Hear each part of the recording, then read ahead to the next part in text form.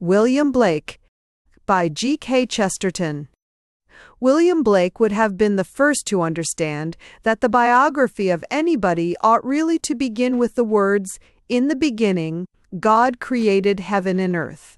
If we were telling the story of Mr. Jones of Kentish Town, we should need all the centuries to explain it. We cannot comprehend even the name Jones until we have realized that its commonness is not the commonness of vulgar, but of divine things, for its very commonness is an echo of the adoration of St. John the Divine. The adjective Kentish is rather a mystery in that geographical connection, but the word Kentish is not so mysterious as the awful and impenetrable word town. We shall have rent up the roots of prehistoric mankind and seen the last revolutions of modern society before we really know the meaning of the word town. So every word we use comes to us colored from all its adventures in history, every phase of which has made at least a faint alteration. The only right way of telling a story is to begin at the beginning of the world. Therefore, all books have to be begun in the wrong way, for the sake of brevity. If Blake wrote the life of Blake, it would not begin with any business about his birth or parentage. Blake was born in 1757 in Carnaby Market, but Blake's life of Blake would not have begun like that. It would have begun with a great deal about the giant Albion, about the many disagreements between the spirit and the spectre of that gentleman, about the golden pillars that covered the earth at its beginning, and the lions that walked in their golden innocence before God. It would have been full of symbolic wild beasts and naked women, of monstrous clouds and colossal temples, and it would all have been highly incomprehensible. But none of it would have been irrelevant. All the biggest events of Blake's life would have happened before he was born. But, on consideration, I think it will be better to tell the tale of Blake's life first, and go back to his century afterwards. It is not, indeed, easy to resist temptation here, for there was much to be said about Blake before he existed, but I will resist the temptation and begin with the facts. William Blake was born on the 28th of November 1757 in Broad Street, Carnaby Market. Like so many other great English artists and poets, he was born in London. Like so many other starry philosophers and flaming mystics, he came out of a shop. His father was James Blake, a fairly prosperous hosier, and it is certainly remarkable to note how many imaginative men in our island have arisen in such an environment. Napoleon said that we English were a nation of shopkeepers. If he had pursued the problem a little further, he might have discovered why we are a nation of poets. Our recent slackness in poetry and in everything else is due to the fact that we are no longer a nation of shopkeepers, but merely a nation of shop owners. Rob Thomas and the Bizzers, Dewison. In any case, there seems to be no doubt that William Blake was brought up in the ordinary atmosphere of the smaller English bourgeoisie. His manners and morals were trained in the old obvious way. Nobody ever thought of training his imagination, which perhaps was all the better for the neglect. There are few tales of his actual infancy. Once he lingered too long in the fields and came back to tell his mother that he had seen the prophet Ezekiel sitting under a tree. His mother smacked him. Thus ended the first adventure of William Blake in that wonderland of which he was a citizen. His father, James Blake, was almost certainly an Irishman. His mother was probably English. Some have found in his Irish origin an explanation of his imaginative energy. The idea may be admitted, but under strong reservations. It is probably true that Ireland, if she were free from oppression, would produce more pure mystics than England. And for the same reason, she would still produce fewer poets. A poet may be vague, and a mystic hates vagueness. A poet is a man who mixes up heaven and earth unconsciously. A mystic is a man who separates heaven and earth, even if he enjoys them both. Broadly, the English type is he who sees the elves entangled in the forests of Arcady, like Shakespeare and Keats. The Irish type is he who sees the fairies quite distinct from the forest, like Blake and Mr. W.B. Yeats. If Blake inherited anything from his Irish blood, it was his strong Irish logic. The Irish are as logical as the English are illogical. The Irish excel at the trades for which mere logic is wanted, such as law or military strategy. This element of elaborate and severe reason there certainly was in Blake. There was nothing in the least formless or drifting about him. He had a most comprehensive scheme of the universe, only that no one could comprehend it.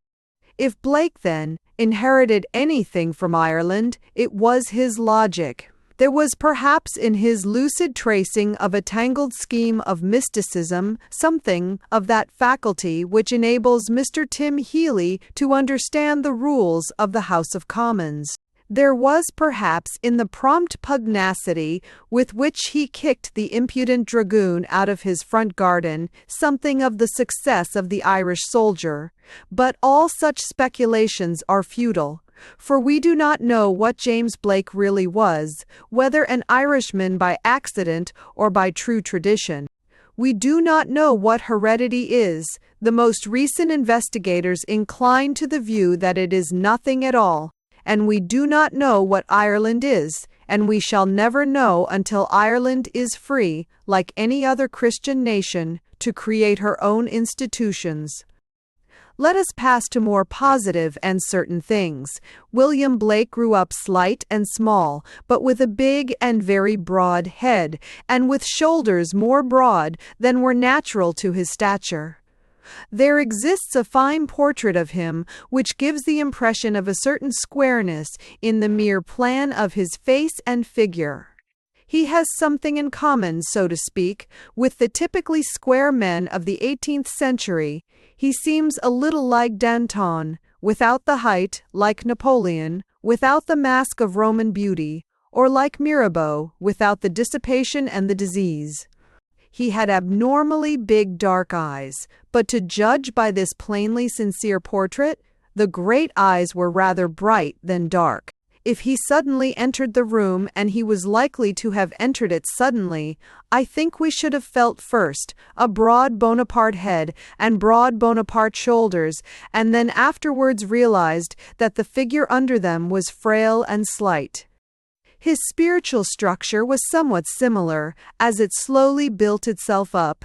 His character was queer, but quite solid. You might call him a solid maniac or a solid liar, but you could not possibly call him a wavering hysteric or a weak dabbler in doubtful things. With his big owlish head and small fantastic figure, he must have seemed more like an actual elf than any human traveler in Elfland. He was a sober native of that unnatural plain. There was nothing of the obviously fervid and futile about Blake's supernaturalism. It was not his frenzy, but his coolness that was startling.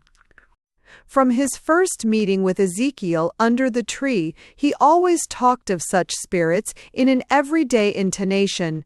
There was plenty of pompous supernaturalism in the 18th century, but Blake's was the only natural supernaturalism.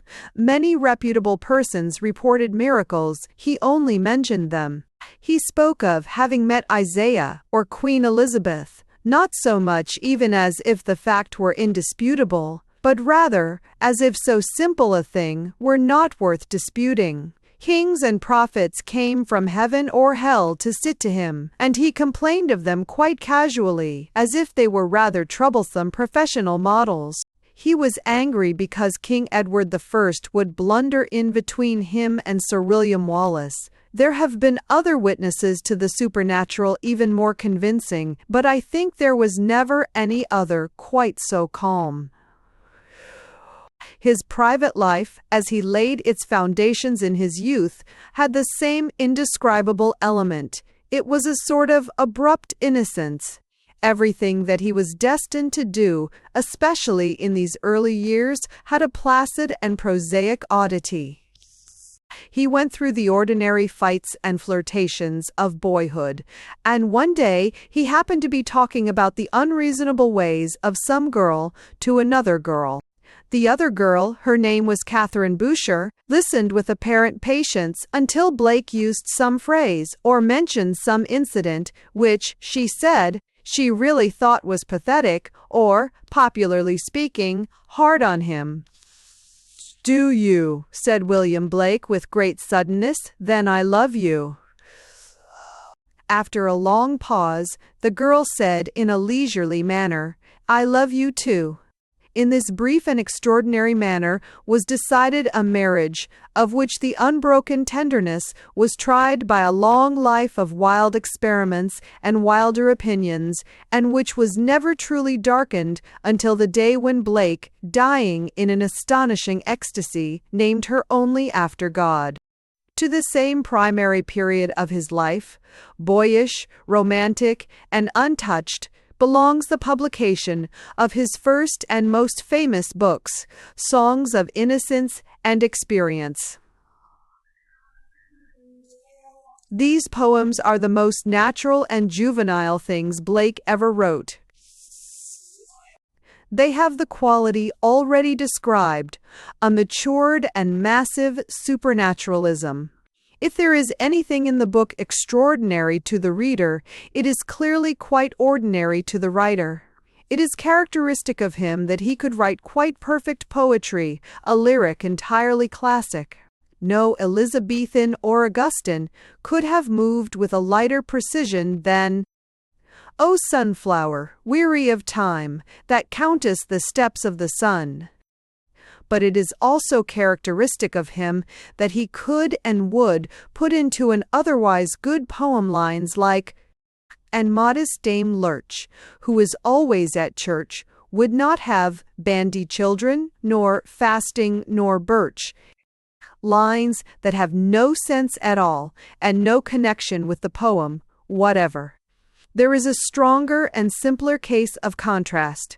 There is the quiet and beautiful stanza in which Blake first described the emotions of the nurse, the spiritual mother of many children. When the voices of children are heard in the vale, and laughter is heard on the hill, my heart is at rest within my breast, and everything else is still. And here is the equally quiet verse which William Blake afterwards wrote down, equally calmly.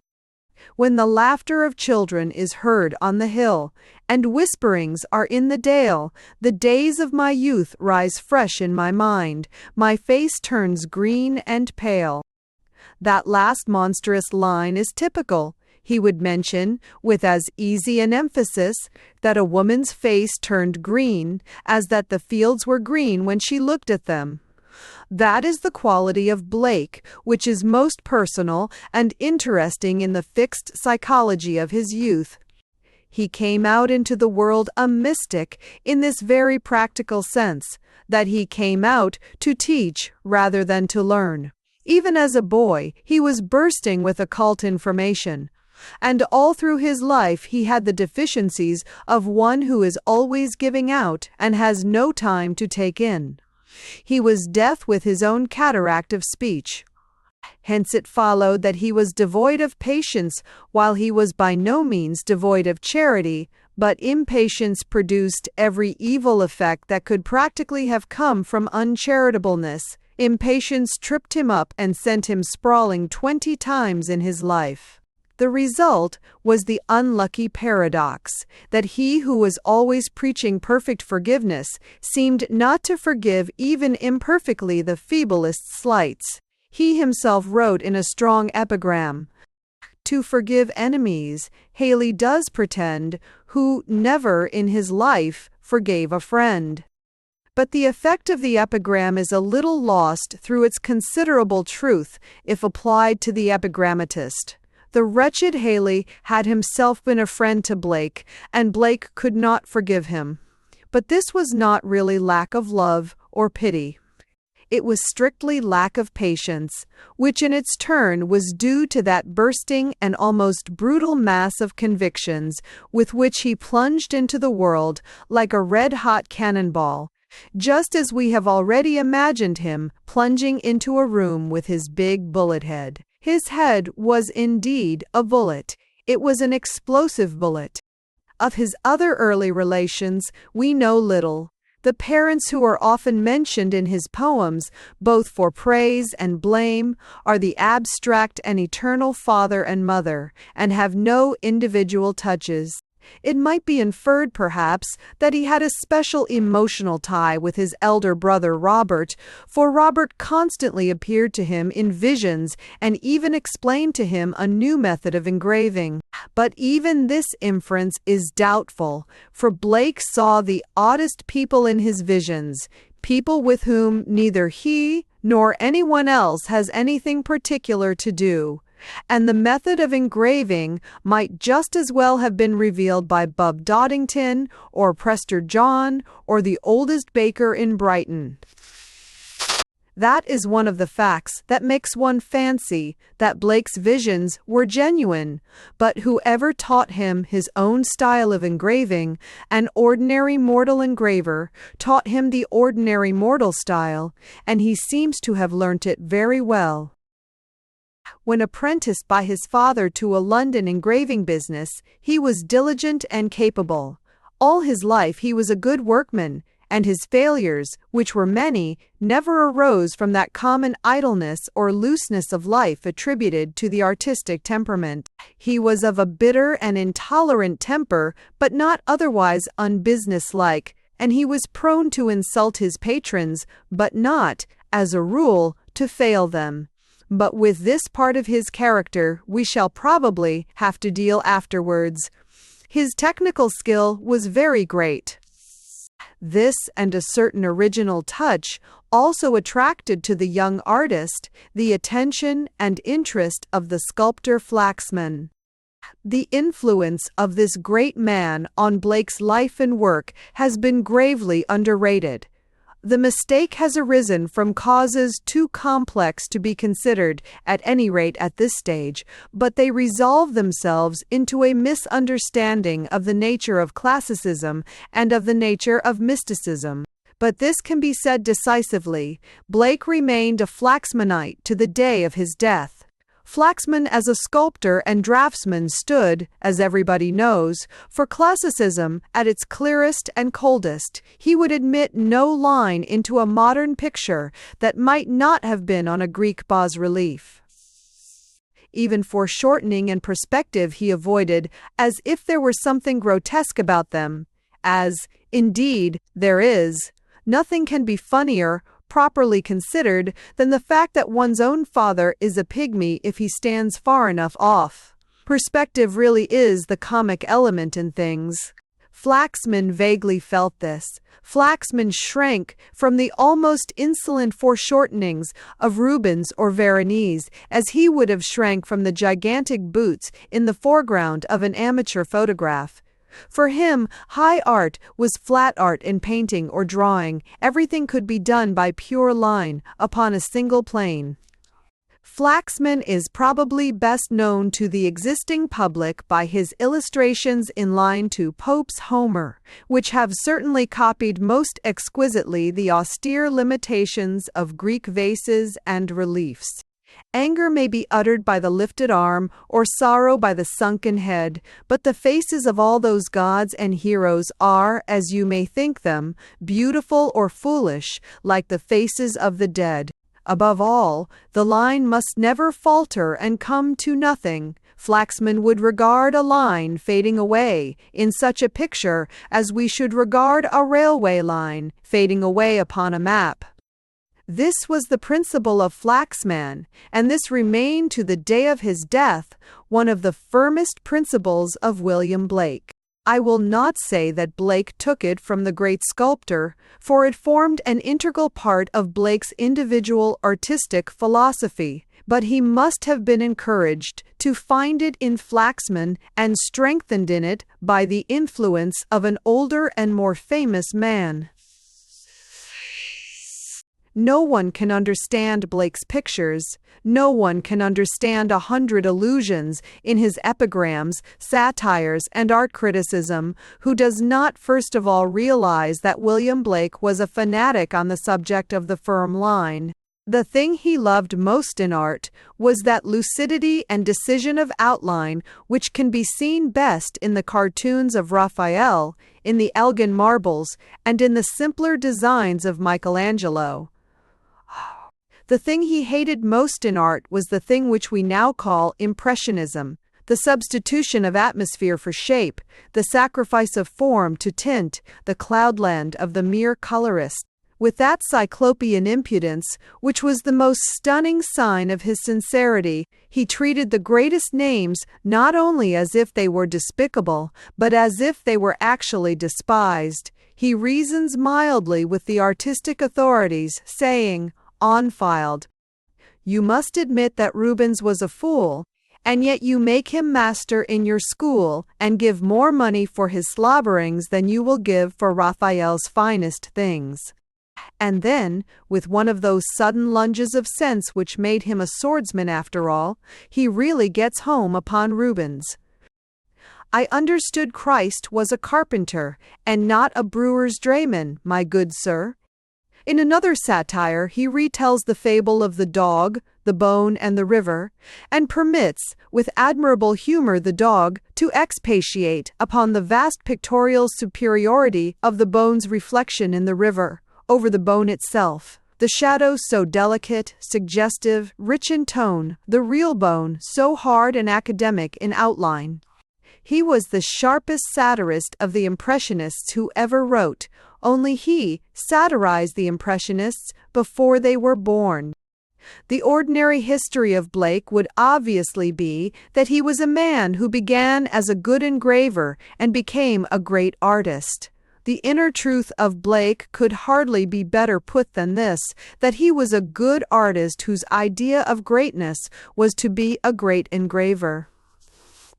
For him, it was no mere technical accident that the art of reproduction had to cut into wood or bite into stone.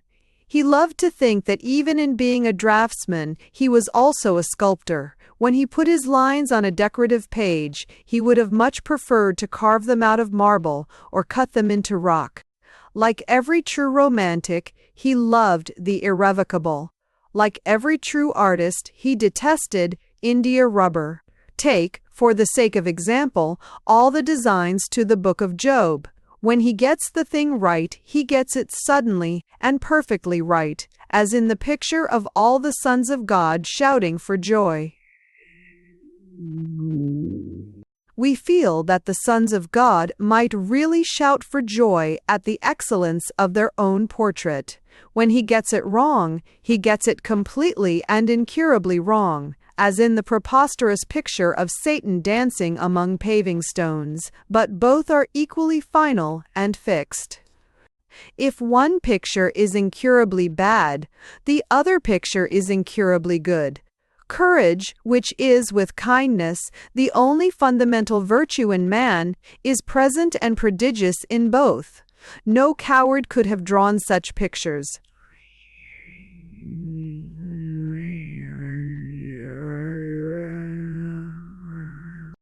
The chief movement of Blake, either in art or literature, was the first publication of the batch of his own allegorical works. The Gates of Paradise came first, and was followed by Urizen and the Book of Thel. With these he introduced his own mode of engraving and began his own style of decorative illustration. That style was steeped in the Blake and Flaxman feeling for the hard line and the harsh and heroic treatment. There were, of course, many other personalities besides that of Flaxman which were destined to influence the art of William Blake. Among others, the personality of William Blake influences it not inconsiderably.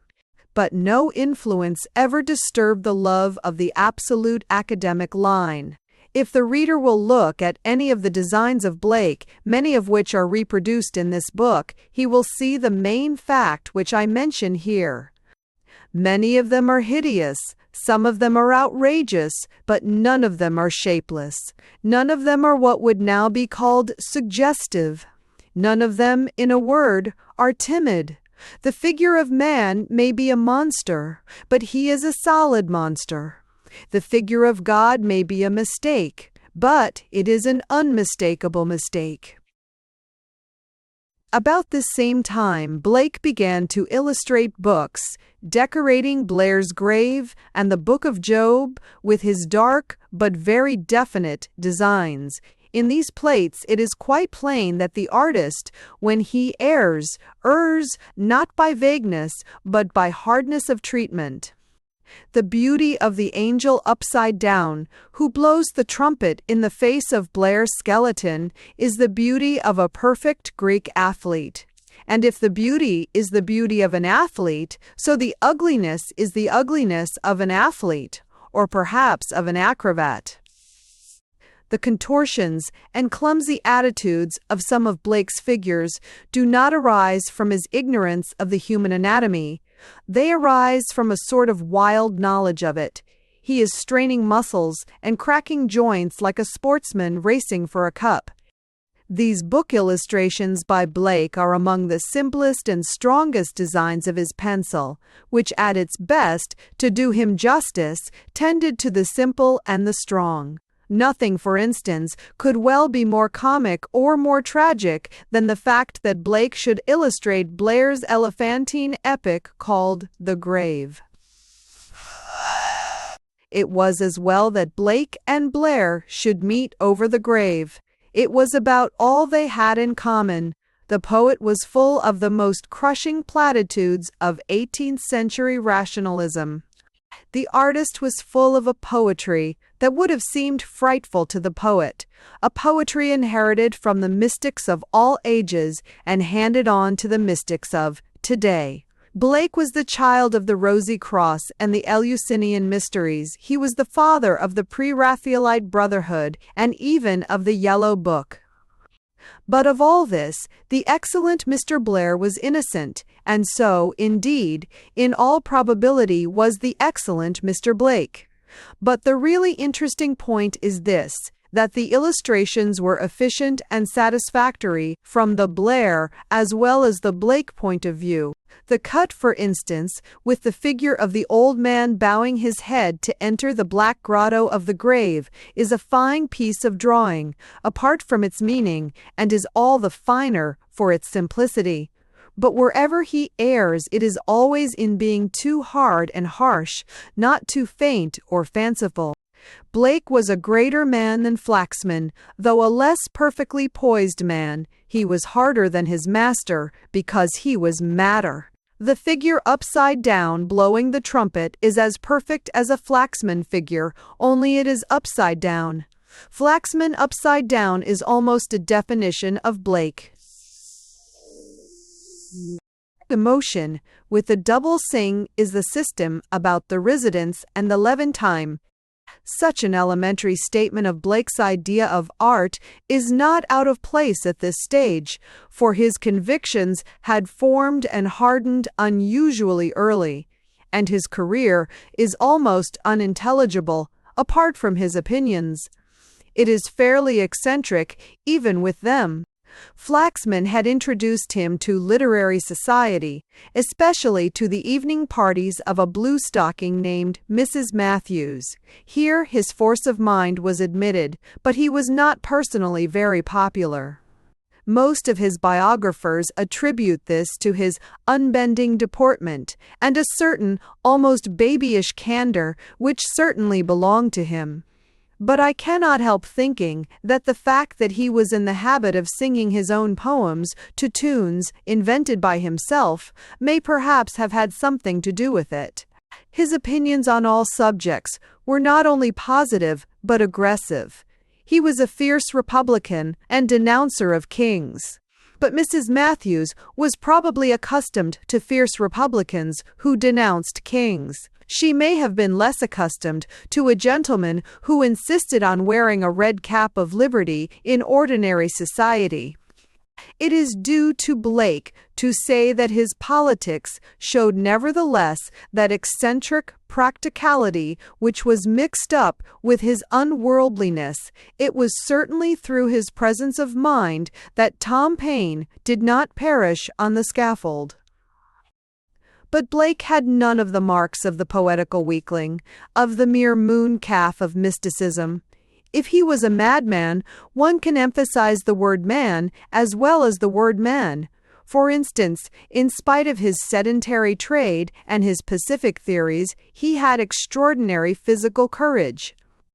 Not that reasonable minimum of physical courage which is guaranteed by certain conventional sports, but intrinsic contempt of danger, a readiness to put himself into unknown perils. He would suddenly attack men much bigger and stronger than himself, and that with such violence that they were often defeated by their own amazement. He attacked a huge drayman who was harsh to some women and beat him in the most excited manner. He leapt upon a lifeguardsman who came into his front garden and ran that astonished warrior into the road by the elbows. The vivacity and violence of these physical outbreaks must be remembered and allowed for when we are judging some of his mental outbreaks. The most serious blot, indeed, the only serious blot on the moral character of Blake, was his habit of letting his rage get the better not only of decency, but of gratitude and truth. He would abuse his benefactors as virulently as his enemies. He left epigrams lying about in which he called Flaxman a blockhead, and Haley, as far as the words can be understood, a seducer and an assassin. But the curious thing is that he often did justice to the same people, both before and after such eruptions. The truth is, I fancy, that such writings were like sudden attitudes or bodily movements. We talk of a word and a blow. With Blake, a word had the same momentary character as a blow. It was not a judgment, but a gesture. He had little or no feeling of the idea that litera scripta manet. He did not see any particular reason why he should not be fond of a man merely because he had called the man a murderer a few days before. And he was innocently surprised if the man was not fond of him.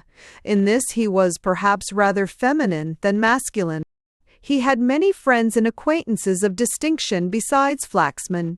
Among them was the great Priestley, whose speculations were the life of early Unitarianism, and whose Jacobin sympathies led to something not far from martyrdom. Other friends were the wild optimist Godwin and his daughter Mary Wollstonecraft.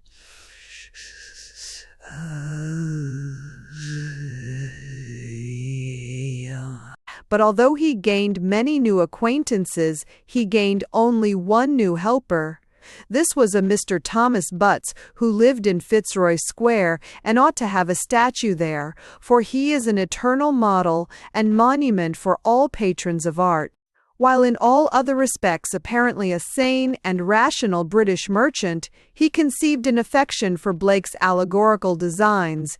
But he gave no commissions for pictures, he simply gave Blake money for pictures as fast as Blake chose to paint them. The subject and size and medium were left entirely to the artist. One day, Blake might leave at Fitzroy Square a little watercolor of the soul of a porcupine. The next day, a gorgeous and intricate illumination in gold of the obstetrics and birth of Cain. The next day, an enormous mural painting of Hector capturing the arms of Patroclus. The following day, a simple pen and ink drawing of the prophet Habakkuk, taken from life. All these Mr. Thomas Butts of Fitzroy Square received with solid benevolence and paid for in solid coin. Many modern writers and painters may think of such a patron somewhat dreamily. He had his reward, though it was unique rather than particularly practical. Blake regarded him with a serene affection, which was never ruffled by the flying storms that were too frequent in his friendships. No allusions can be found in his poetry to the effect that Thomas Butts was a spectre from Satan's loins. No epigram was discovered among Blake's papers accusing Mr. Butts of bereaving anybody's life.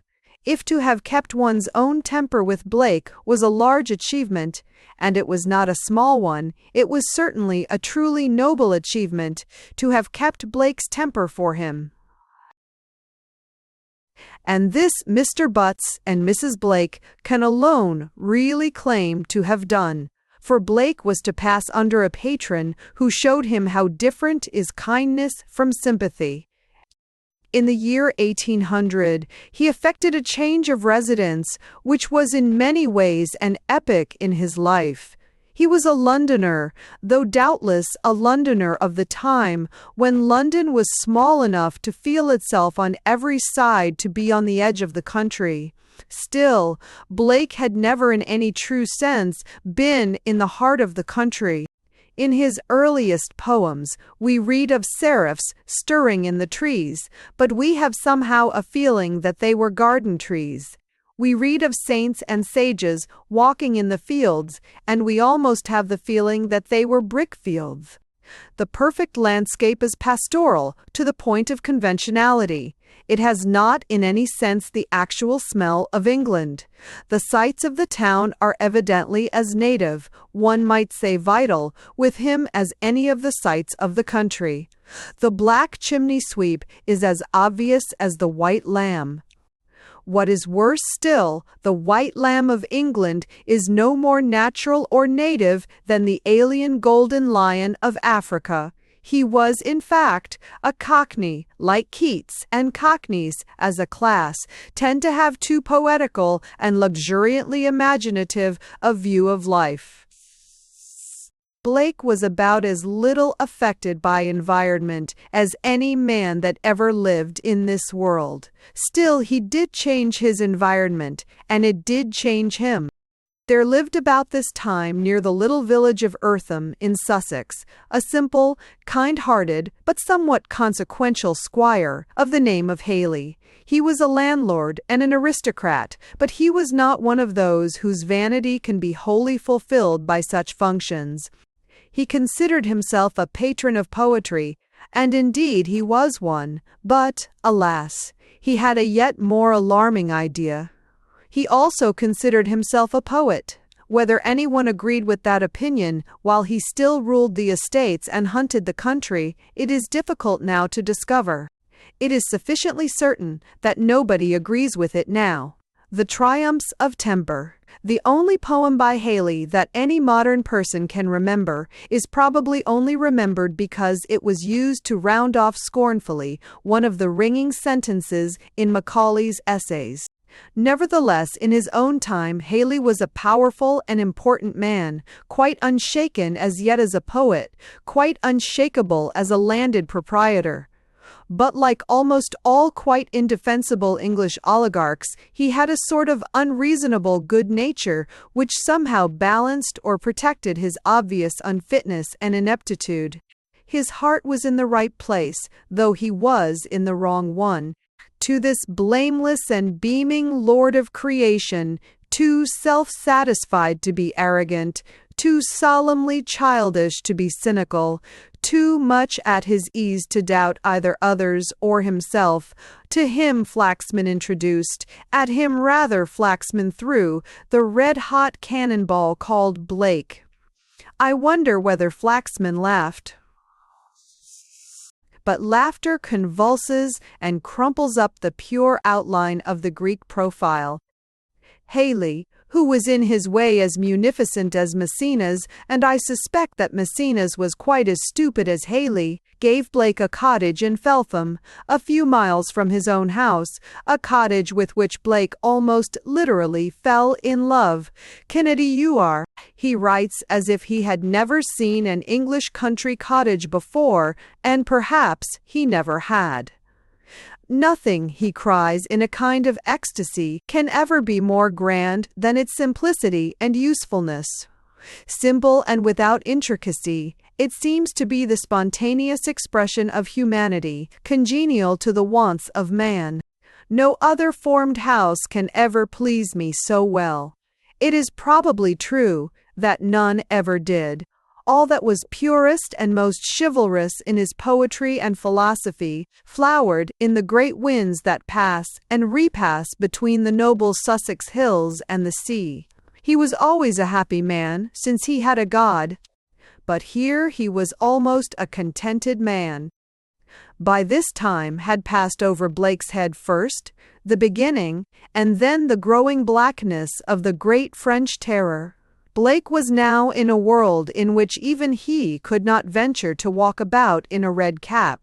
Moreover, like most of the men of genius of that age in school, like Coleridge and like Shelley, he seems to have been slightly sickened with the full sensational actuality of the French tragedy, and somewhat unreasonably, having urged the rebels to fight, complained because they killed people. If sincere revolutionists, like Blake and Coleridge, were disappointed at the revolution, the English government and governing class were against it with a solidity of desperation. People talk about the reign of terror in France, but allowing for the difference of national temperament and national peril, the two things were twin. There was a reign of terror in England. A gentleman was sent to penal servitude, which some gentlemen find worse than the guillotine, if he said that the Prince Regent was fat. Our terror was as cruel as Robespierre's, but more cowardly, just as our press gang was as cruel as conscription, only more cowardly. Everywhere that the government could knock down an enemy as if by accident, could brain a Jacobin with some brutal club of legal coincidence, the thing was done. Many such blows were struck in that time, and one of them was struck at Blake. On a certain morning in the August of 1803, Blake walked out into his garden and found standing there a trooper of the 1st Dragoons in a scarlet coat, surveying the landscape with a satisfied air of possession. Blake expressed a desire that the dragoon should leave the garden. The dragoon expressed a desire to knock out Blake's eyes, with many abominable imprecations. Blake sprang upon the man with startling activity, and catching him from behind by both elbows, ran him out of the garden as if he were a perambulator. The man, who was probably drunk and must certainly have been surprised, went off with many verbal accusations, but none of a political nature. A little while afterwards, however, he turned up with a grave legal statement to the effect that Blake had taken the opportunity to utter these somewhat improbable words: "Damn the king, damn all his subjects, damn his soldiers. They are all slaves. When Bonaparte comes, it will be cutthroat for cutthroat." The impartial critic will be inclined to say that few persons would have even the breath to utter such political generalizations, while at the same time running one of the dragoon guards bodily out of the gate, and it was not alleged that the incident took more than half a minute. Blake may possibly, or even probably, have said "damn," but the rest of the sentence originated, I imagine, in the mind of someone else. But although most of Blake's biography treats the case as a mere clumsy accident, I can hardly think that it was so. It involves too much of a coincidence. Why did not the dragoon wander into some other garden? Why did not some other poet have to deal with the dragoon? It seems odd that the man of the red cap should be the one man to wrestle with the man of the red coat. It was a time of tyranny, and tyranny is always full of small intrigues. It is not at all impossible that the police, as we should now put it, really tried to entrap Blake. But there entered upon the scene something which in England is stronger even than the police. Haley, not the small Haley who was the author of The Triumphs of Temper, but the colossal Haley who was the squire of Eartham and Bognor, entered the court with the extra aristocratic charm of an accident in the hunting field. He defended Blake with generosity and good sense, such as seldom fail his class on such occasions, and Blake was acquitted. It was said that the evidence was incomplete, but I fancy that if Haley had not come, the evidence would have been complete enough. It is unfortunate that this excellent attitude of Haley nevertheless coincides to a great extent with the solution of the bonds that bound him to Blake. "The visions were angry with me at Felpham," said the poet, which was his way of stating that he was somewhat bored with the benevolence of the English gentry. Voices of celestial inhabitants were not more distinctly heard, nor their forms more distinctly seen, in the neighbourhood of the Squire of Eartham than in that of Mr. Butts of Fitzroy Square, and Blake abruptly returned to London, taking lodgings just off Oxford Street. He started at once on a work with the promising title, Jerusalem, the Emanation of the Giant Albion. I say there is a certain pathos in this parting from Haley, for he was now to fall into the power of a much more unpleasant kind of capitalist. Poor Blake fell indeed from bad to worse in the matter of patrons. Butts was sensible and sympathetic, Haley was honest and silly, and his last protector seems to have been something very like a swindler. The name of this benevolent being was Richard Hartley Cromek, a Yorkshireman and a publisher. He found Blake in bitter poverty after his breach with Haley. He and his wife lived on tens a week, and his method of sweating was of the simplest and most artistic character. He used to go to Blake, tell him that he would give him the engraving of a number of designs. He would easily make Blake talk enthusiastically, show his sketches, and so on. Then, having got the sketches, he would go away and give the engraving to somebody else. This annoyed Blake.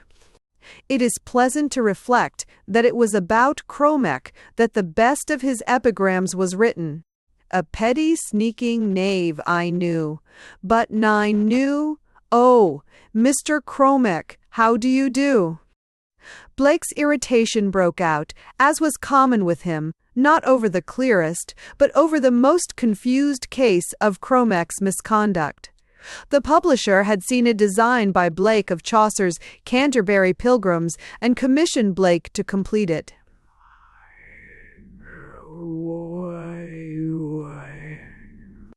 A few days afterwards, Cromek found himself in the studio of the popular painter Stothard and suggested the subject to him. Stothard finished his picture first, and it appeared before Blake's. Blake went into one of his worst rages and wrote one of his best pieces of prose. A brother artist said of Blake, with beautiful simplicity, "He is a good man to steal from." The remark is as philosophical as it is practical. Blake had the great mark of real intellectual wealth. Anything that fell from him might be worth picking up. What he dropped in the street might as easily be half a sovereign as a halfpenny. Moreover, he invited theft in this further sense, that his mental wealth existed, so to speak, in the most concentrated form. It is easier to steal half a sovereign in gold than in halfpence. He was literally packed with ideas which required unpacking. In him and his works, they were too compressed to be intelligible. They were too brief to be even witty. And as a thief might steal a diamond and turn it into 20 farms, so the plagiarist of Blake might steal a sentence and turn it into 20 volumes. It was profitable to steal an epigram from Blake for 3 reasons. First, that the original phrase was small and would not leave a large gap. Second, that it was cosmic and synthetic and could be applied to things in general. Third, that it was unintelligible and no one would know it again. I could give innumerable instances of what I mean. I will let one instance stand for the rest. In the middle of that long poem, which is so disconnected that it may reasonably be doubted whether it is a long poem at all, I mean that commonly bearing the title, The Auguries of Innocence, he introduces these 2 lines. When gold and gems adorn the plough, to peaceful arts shall envy bow. A careless and honest man would read these lines and make nothing of them. A careful thief might make out of them a whole entertaining and symbolic romance, like Gulliver's Travels or Erewhon. The idea obviously is this, that we still for some reason admit the tools of destruction to be nobler than the tools of production, because decorative art is expended on the one and not on the other. The sword has a golden hilt, but no plow has golden handles. There is such a thing as a sword of state. There is no such thing as a scythe of state. Men come to court wearing imitation swords. Few men come to court wearing imitation flails. It is fascinating to reflect how fantastic a story might be written upon this hint by Blake. But Blake does not write the story. He only gives the hint, and that so hurriedly that even as a hint it may hardly be understood. Most of Blake's quarrels were trivial, and some were little short of discreditable.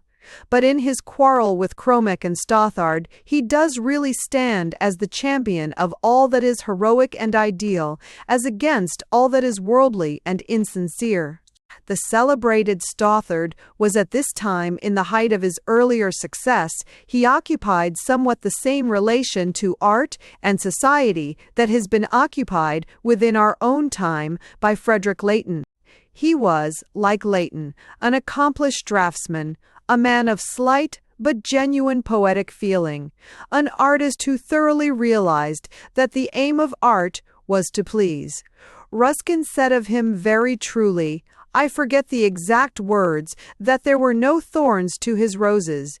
At the same time, his smoothness was a smoothness of innocence rather than a smoothness of self-indulgence. His work has a girlish timidity rather than any real conventional cowardice. He was a true artist in a somewhat effeminate style of art. Nor is there any reason to doubt that his personal character was as clean and good-natured as his pictures. It may be that he began his Canterbury Pilgrims without any commission from Cromek, or it may be that he took the commission from Cromek without the least idea that the conception had been borrowed from Blake. That Cromek treated Blake badly is beyond dispute. That Stothard treated him badly is unproved, but Blake was not much in the habit of waiting for proof in such cases. Stothard, I say, may not have been morally in the wrong at all, but he was intellectually and critically very much in the wrong. And Blake pointed this out in a pamphlet which, though defaced here and there with his fantastic malice, is a solid and powerful contribution to artistic and literary criticism. Stothard, the elegant gentleman, the man of sensibility, the 18th-century aesthete, cast his condescending eye upon the Middle Ages. He was of that age and school that only saw the Middle Ages by moonlight. Chaucer's Pilgrims were to him a quaint masquerade of hypocrisy or superstition, now only interesting from its comic or antiquated costume. The monk was amusing because he was fat, the wife of Bath because she was gay, the squire because he was dandified, and so on. Blake knew as little about the Middle Ages as Stothard did, but Blake knew about eternity and about man. He saw the image of God under all garments, and in a rage which may really be called noble, he tore in pieces Stothard's antiquarian frivolity, and asked him to look with a more decent reverence at the great creations of a great poet. Stothard called the young squire of Chaucer a fop. Blake points out forcibly, and with fine critical truth, that the daintiness of the squire's dress is the mere last touch to his youth, gaiety, and completeness, but that he was no fop at all, but a serious, chivalrous, and many-sided gentleman who enjoyed books, understood music, and was hardy and prompt in battle. Moreover, he is definitely described as humble, reverent, and full of filial respect. That such a man should be called a fop because of a frill or a feather, Blake rightly regarded as a sign of the mean superficiality of his rival's ideas. Stothard spoke of the fair young wife of Bath. Blake placidly points out that she had had 4 husbands and was, as in Blake's picture, a loud, lewd, brazen woman of quite advanced age, but of enormous vitality and humor. Stothard makes the monk the mere comic monk of commonplace pictures, shaped like a wine barrel, and is full of wine. Blake points out that Chaucer's monk was a man, and an influential man, not without sensual faults, but also not without dignity and authority. Everywhere, in fact, he reminds his opponent that in entering the world of Chaucer, he is not entering a fancy dress ball, but a temple carved with colossal and eternal images of the gods of good and evil. Stothard was only interested in Chaucer's types because they were dead. Blake was interested in them because they cannot die. In many of Blake's pictures may be found one figure quite monotonously recurrent, the figure of a monstrously muscular old man with hair and beard like a snowstorm, but with limbs like young trees. That is Blake's root conception, the ancient of days, the thing which is old with all the awfulness of its past, but young with all the energies of its future. I make no excuse for dwelling at length on this. In a life of Blake, it is the most important event.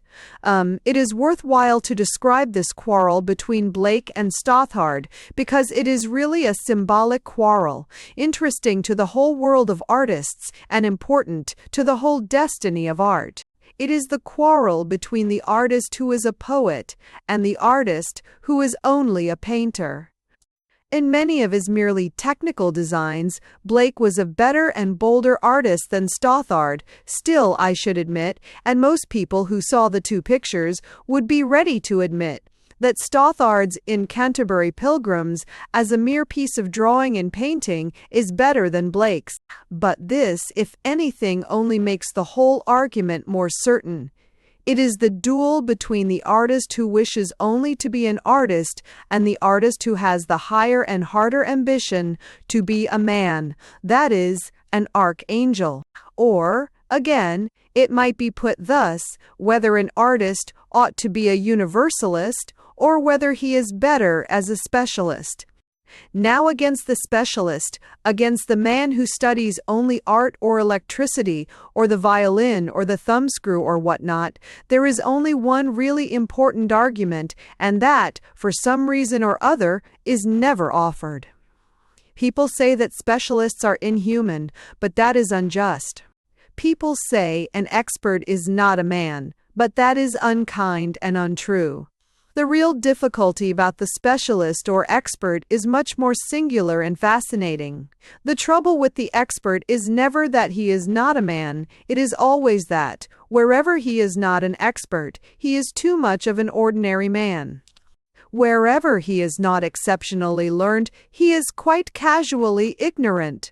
This is the great fallacy in the case of what is called the impartiality of men of science.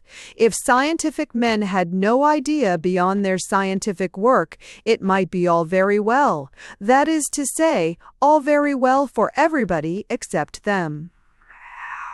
But the truth is that, beyond their scientific ideas, they have not the absence of ideas, but the presence of the most vulgar and sentimental ideas that happen to be common to their social clique. If a biologist had no views on art and morals, it might be all very well. The truth is that a biologist has all the wrong views of art and morals that happen to be going about in the smart set in his time. If Professor Tyndall had held no views about politics, he could have done no harm with his views about evolution. Unfortunately, however, he held a very low order of political ideas from his sectarian and orange ancestry, and those ideas have poisoned evolution to this day. In short, the danger of the mere technical artist or expert is that of becoming a snob or average silly man in all things, not affecting his peculiar topic of study, Wherever he is not an extraordinary man, he is a particularly stupid, ordinary man. The very fact that he has studied machine guns to fight the French proves that he has not studied the French. Therefore, he will probably say that they eat frogs. The very fact that he has learnt to paint the light on medieval armor proves that he has not studied the medieval philosophy. Therefore, he will probably suppose that medieval barons did nothing but order vassals into the dungeons beneath the castle moat. Now, all through the 18th and early 19th centuries, art, that is, the art of painting, suffered terribly from this conventional and uncultured quality in the working artist. People talk about something pedantic in the knowledge of the expert, but what ruins mankind is the ignorance of the expert. In the period of which we speak, the experts in painting were bursting with this ignorance. The early essays of Thackeray are full of the complaint that the whole trouble with painters was that they only knew how to paint. If they had painted unimportant or contemptible subjects, all would have been well. If they had painted the nearest donkey or lamppost, no one would have complained. But exactly because they were experts, they fell into the mere snobbish sentimentalism of their times. They insisted on painting all the things they had read about in the cheapest history books and the most maudlin novels. As Thackeray has immortally described in the case of Mr. Gandish, they painted Boadicea and declared that they had discovered in their researches into history the story of King Alfred and the cakes. In other words, the expert does not escape his age. He only lays himself open to the meanest and most obvious of the influences of his age. The specialist does not avoid having prejudices. He only succeeds in specializing in the most passing and illiterate prejudices. Of all this type of technical ignorance, Stothard is absolutely typical. He was an admirable instance of the highly cultivated and utterly ignorant man. He had spent his life in making lines swerve smoothly and shadows creep exactly into their right place. He had never had any time to understand the things that he was drawing, except by their basest and most conventional connotation. Somebody suggested that he should draw some medieval pilgrims, that is, some vigorous types in the heyday of European civilization, in the act of accepting the European religion. But he who alone could draw them right was especially likely to see them wrong. He had learnt, like a modern, the truth from newspapers, because he had no time to read even encyclopedias. He had learnt how to paint armor and armorial bearings. It was too much to expect him to understand them. He had learnt to draw a horse. It was too late to ask him to ride one. His whole business was somehow or other to make pictures, and therefore, when he looked at Chaucer, he could see nothing but the picturesque. Against this sort of sound technical artist, another type of artist has been eternally offered. This was the type of Blake. It was also the type of Michelangelo. It was the type of Leonardo da Vinci. It was the type of several French mystics, and in our own country and recent period, of Rossetti. Blake, as a painter among other things, belongs to that small group of painters who did something else besides paint. But this is indeed a very inadequate way of stating the matter.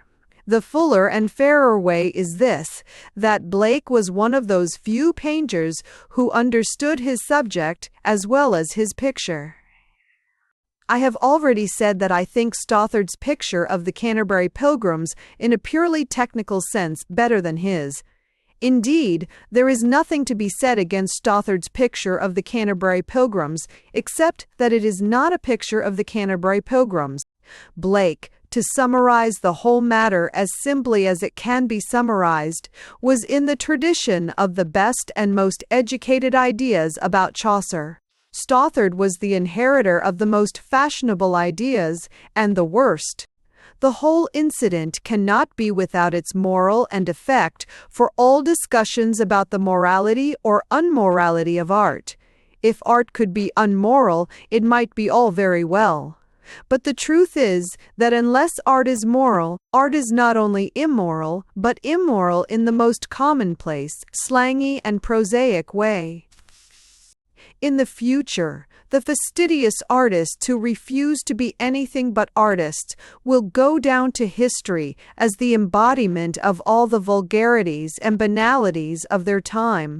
People will point to a picture by Mr. Sargent or Mr. Shannon and say, "See, that man had caught all the most middle-class cant of the early 20th century." We can now recur, however, to the general relations of Blake with his later patron. In a phrase of singular unconscious humor, Mr. Cromek accused Blake of a want of common politeness. Common politeness certainly can hardly be said to have been Blake's strong point. But Cromek's politeness was certainly an uncommon sort of politeness. One is tempted to be thankful that it is not a common sort. Cromek's notion of common politeness was to give the artist a guinea, a drawing on the understanding that he should get some more for engraving them, and then give the engraving to somebody else who cost him next to nothing. Blake, as we have said, resented this startling simplicity of swindling.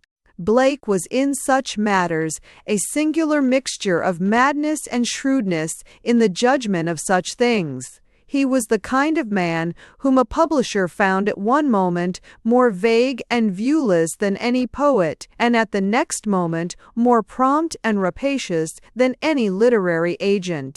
He was sometimes above his commercial enemy, sometimes below him, but he never was on his level. One never knew where he was. Cromek's letter is a human document of extraordinary sincerity and interest. The Yorkshire publisher positively breaks for once in his life into a kind of poetry. He describes Blake as being a combination of the serpent and the dove. He did not quite realize, perhaps, that according to the New Testament he was paying Blake a compliment.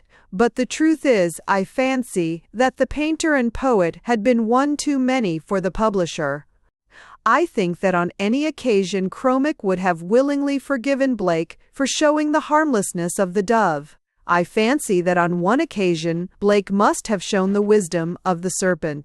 From the mere slavery of this sweater Blake was probably delivered by the help of the last and most human of his patrons, a young man named John Linnell, a landscape painter and a friend of the great Mulready.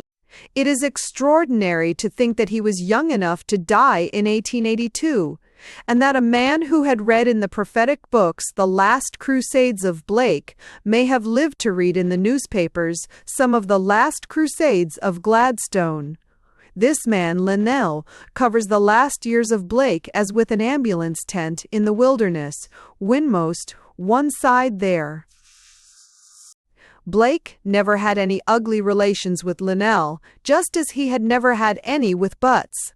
His quarrels had wearied many friends, but by this time I think he was too weary even to quarrel. On Linnell's commission he began a system of illustrations to Dante, but I think that no one expected him to live to finish it. His last sickness fell upon him very slowly, and he does not seem to have taken much notice of it. He continued perpetually his pictorial designs, and as long as they were growing stronger, he seems to have cared very little for the fact that he was growing weaker himself. One of the last designs he made was one of the strongest he ever made. The tremendous image of the Almighty bending forward, foreshortened in a colossal perspective, to trace out the heavens with a compass. Nowhere else has he so well expressed his primary theistic ideas, that God, though infinitely gigantic, should be as solid as a giant. He had often drawn men from the life, not unfrequently he had drawn his dead men from the life. Here, according to his own conceptions, he may be said to have drawn God from the life. When he had finished the portrait, which he made sitting up in his sick-bed, he called out cheerfully, "What shall I draw after that?" Doubtless he racked his brain for some superlative spirit or archangel, which would not be a mere bathos after the other. His rolling eyes, those round, lustrous eyes, which one can always see roll in his painted portraits, fell on the old, frail, and somewhat ugly woman who had been his companion so long, and he called out, "Catherine, you have been an angel to me. I will draw you next." Throwing aside the sketch of God measuring the universe, he began industriously to draw a portrait of his wife, a portrait which is unfortunately lost, but which must have substantially resembled the remarkable sketch which a friend drew some months afterwards. The portrait of a woman at once plain and distinguished, with a face that is supremely humorous and at once harsh and kind. Long before that portrait was drawn, long before those months had elapsed, William Blake was dead. Whatever be the explanation, it is quite certain that Blake had more positive joy on his deathbed than any other of the sons of Adam. One has heard of men singing hymns on their deathbeds in low plaintive voices. Blake was not at all like that on his deathbed. The room shook with his singing. All his songs were in praise of God, and apparently new. All his songs were songs of innocence. Every now and then he would stop and cry out to his wife, "Not mine, not mine," in a sort of ecstatic explanation. He truly seemed to wait for the opening of the door of death, as a child waits for the opening of the cupboard on his birthday. He genuinely and solemnly seemed to hear the hoofs of the horses of death as a baby hears on Christmas Eve the reindeer hooves of Santa Claus. He was in his last moments in that wonderful world of whiteness in which white is still a color. He would have clapped his hands at a white snowflake and sung as at the white wings of an angel at the moment when he himself turned suddenly white with death. And now, after a due pause, someone will ask, and we must answer a popular question which, like many popular questions, is really a somewhat deep and subtle one. To put the matter quite simply, as the popular instinct would put it, was William Blake mad? It is easy enough to say, of course, in the non-committal modern manner, that it all depends on how you define madness. If you mean it in its practical or legal sense, which is perhaps the most really useful sense of all, if you mean, was William Blake unfit to look after himself, unable to exercise civic functions, or to administer property, then certainly the answer is no. Blake was a citizen and capable of being a very good citizen. Blake, so far from being incapable of managing property, was capable, insofar as he chose, of collecting a great deal of it. His conduct was generally businesslike, and when it was unbusinesslike, it was not through any subhuman imbecility or superhuman abstraction, but generally through an unmixed exhibition of very human bad temper. Again, if when we say, "Was Blake mad?"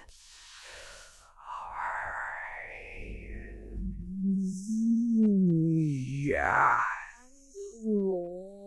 We mean, was he fundamentally morbid?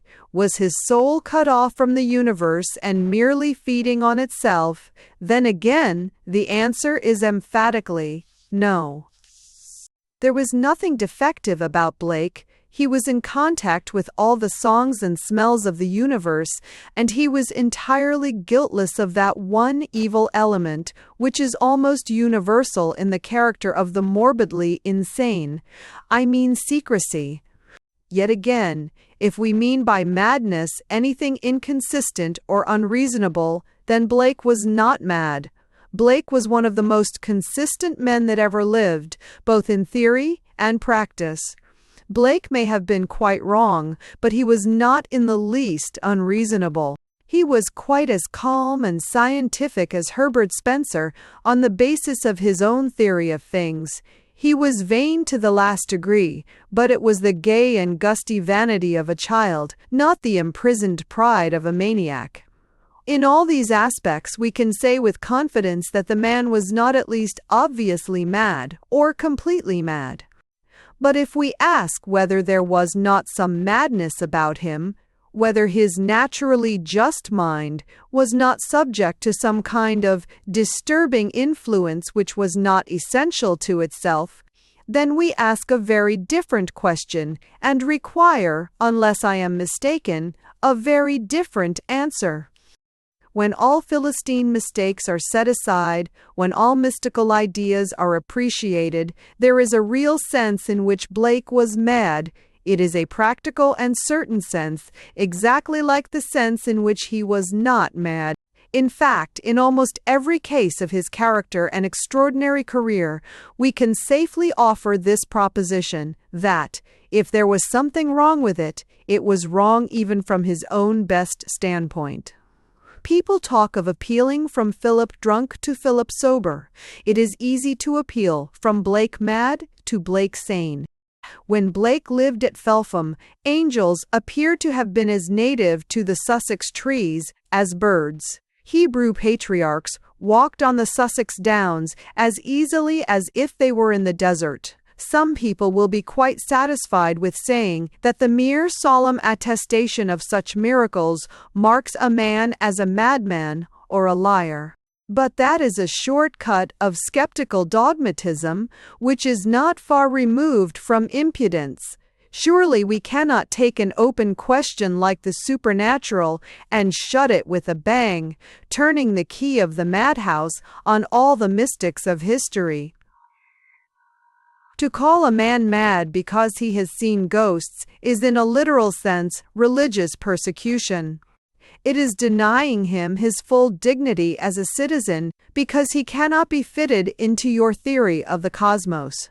It is disfranchising him because of his religion. It is just as intolerant to tell an old woman that she cannot be a witch as to tell her that she must be a witch. In both cases you are setting your own theory of things inexorably against the sincerity or sanity of human testimony. Such dogmatism at least must be quite as impossible to anyone calling himself an agnostic as to anyone calling himself a spiritualist. You cannot take the region called the unknown and calmly say that though you know nothing about it, you know that all its gates are locked. You cannot say, "This island is not discovered yet, but I am sure that it has a wall of cliffs all round it and no harbor." That was the whole fallacy of Herbert Spencer and Huxley when they talked about the unknowable instead of about the unknown. An agnostic like Huxley must concede the possibility of a Gnostic like Blake. We do not know enough about the unknown to know that it is unknowable. If, then, people call Blake mad merely for seeing ghosts and angels, we shall venture to dismiss them as highly respectable but very bigoted people. But then, again, there is another line along which the same swift assumption can be made. While he was at Felpham, Blake's eccentricity broke out on another side. A quality that can frankly be called indecency appeared in his pictures, his opinions, and to some extent in his conduct, but it was an idealistic indecency. Blake's mistake was not so much that he aimed at sin as that he aimed at an impossible and inhuman sinlessness. Why, author? It is said that he proposed to his wife that they should live naked in their back garden, like Adam and Eve. If the husband ever really proposed this, the wife succeeded in averting it. But in his verse and prose, particularly in some of the prophetic books, he began to talk very wildly. However far he really meant to go against common morality, he certainly meant, like Walt Whitman, to go the whole way against common decency. He professed to regard the veiling of the most central of human relations as the unnatural cloaking of a natural work. He was never at a loss for an effective phrase, and in one of his poems on this topic, he says finely, if fallaciously, "Does the sower sow by night, or the plowman in darkness plow?" But his speculations went past decorum and at least touched the idea of primary law. In some parts of the prophetic books, written in the period which may fairly be called a paroxysm, he really seems to be preaching the idea that sin is sometimes a good thing because it leads to forgiveness. I cannot think this idea does much credit to Blake's power of logic, which was generally good. The very fact of forgiveness implies that what led up to it was evil. But though the position is hardly rational, it is quite unfair to say that it is insane. It is no sillier or more untenable than 100 sophistries that one may hear at every tea table or read in every magazine. A little while ago, the family of a young lady attempted to shut her up in an asylum because she believed in free love. This atrocious injustice was stopped, but many people wrote to the papers to say that marriage was a very fine thing, as indeed it is. Of course the answer was simple, that if everyone with silly opinions were locked up in an asylum, the asylums of the 20th century would have to be somewhat unduly enlarged. The same common sense applies to the case of Blake. That he did maintain some monstrous propositions proves that he was not always right, that he had even a fine faculty for being exceedingly wrong. But it does not prove that he was a madman or anything remotely resembling one, nor is there any reason to suppose that he was carried into any practice inconsistent with his strong domestic affections. Indeed, I think that much of Blake's anarchy is connected with his innocence. I have noticed the combination more than once, especially in men of Irish blood, like Blake. Heavy, full-blooded men feel the need of bonds and are glad to bind themselves, but the chaste are often lawless. They are theoretically reckless because they are practically pure. Thus Ireland, while it is the island of rebels, is also the island of saints, and might be called the island of virgins, egos and third of the waking and noyals. But when we have reached this point, that this ugly element in Blake was an intrusion of Blake's mere theory of things, we have come, I think, very close to the true principle to be pursued in estimating his madness or his sanity. Blake, the mere poet, would have been decent and respectable. It was Blake the logician who was forced to be almost blackguardly. In other words, Blake was not mad, for such part of him as was mad was not Blake. It was an alien influence, and in a sense, even an accidental one. In an extreme sense, it might even be called antagonist. Properly to appreciate what this influence was, we must see the man's artistic character as a whole, and notice what are its biggest forces and its biggest defects when taken in the bulk, when the whole mass of his poetry, his pictures, his criticism, and his conversation. Blake's position can be summed up as a sufficiently simple problem. Blake could do so many things. Why is it that he could do none of them quite right? Blake was not a frail or fairy-like sort of person. He had not the light unity, the capering completeness of the entirely irresponsible man. He had not the independence, one might almost say the omnipotence, that comes from being hopelessly weak. There was nothing in him of Mr. Skimpole. He was not a puff of silver thistledown. He was not a reed shaken in the wind in Jordan. He was rather an oak rooted in England, but an oak half killed by the ivy. The interesting question of spiritual botany is, what was the ivy that half killed him? Originally, his intellect was not only strong, but strongly rational. One might almost say strongly skeptical. There never was a man of whom it was less true to say, as has been said, that he was a light, sensitive lyrist, a mere piper of pretty songs for children. His mind was like a ruined Roman arch. It has been broken by barbarians, but what there is of it is Roman. So it was with William Blake's reason. It had been broken, or cracked, by something, but what there was of it was reasonable. In his art criticism, he never said anything that was not strictly consistent with his first principles. In his controversies, in the many matters in which he argued angrily or venomously, he never lost the thread of the argument. Like every great mystic, he was also a great rationalist. Read Blake's attack upon Stothard's picture of the Canterbury Pilgrims, and you will see that he could not only write a quite sensible piece of criticism, but even a quite slashing piece of journalism. By nature, one almost feels that he might have done anything, have conducted campaigns like Napoleon, or studied the stars like Newton. But something, when all is said and done, had eaten away whole parts of that powerful brain, leaving parts of it standing like great Greek pillars in a desert. Idea. Madness is not an anarchy. Madness is a bondage, a contraction. I will not call Blake mad because of anything he would say, but I will call him mad in so far as there was anything he must say. Now, there are notes of this tyranny in Blake. It was not like the actual disease of the mind that makes a man believe he is a cat or a dog. It was more like the disease of the nerves, which makes a man say dog when he means cat. One mental jump or jerk of this nature may be especially remarked in Blake.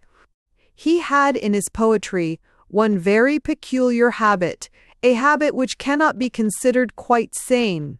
It was the habit of being haunted, one may say hag-ridden by a fixed phrase, which gets itself written in 10 separate poems on quite different subjects, when it had no apparent connection with any of them.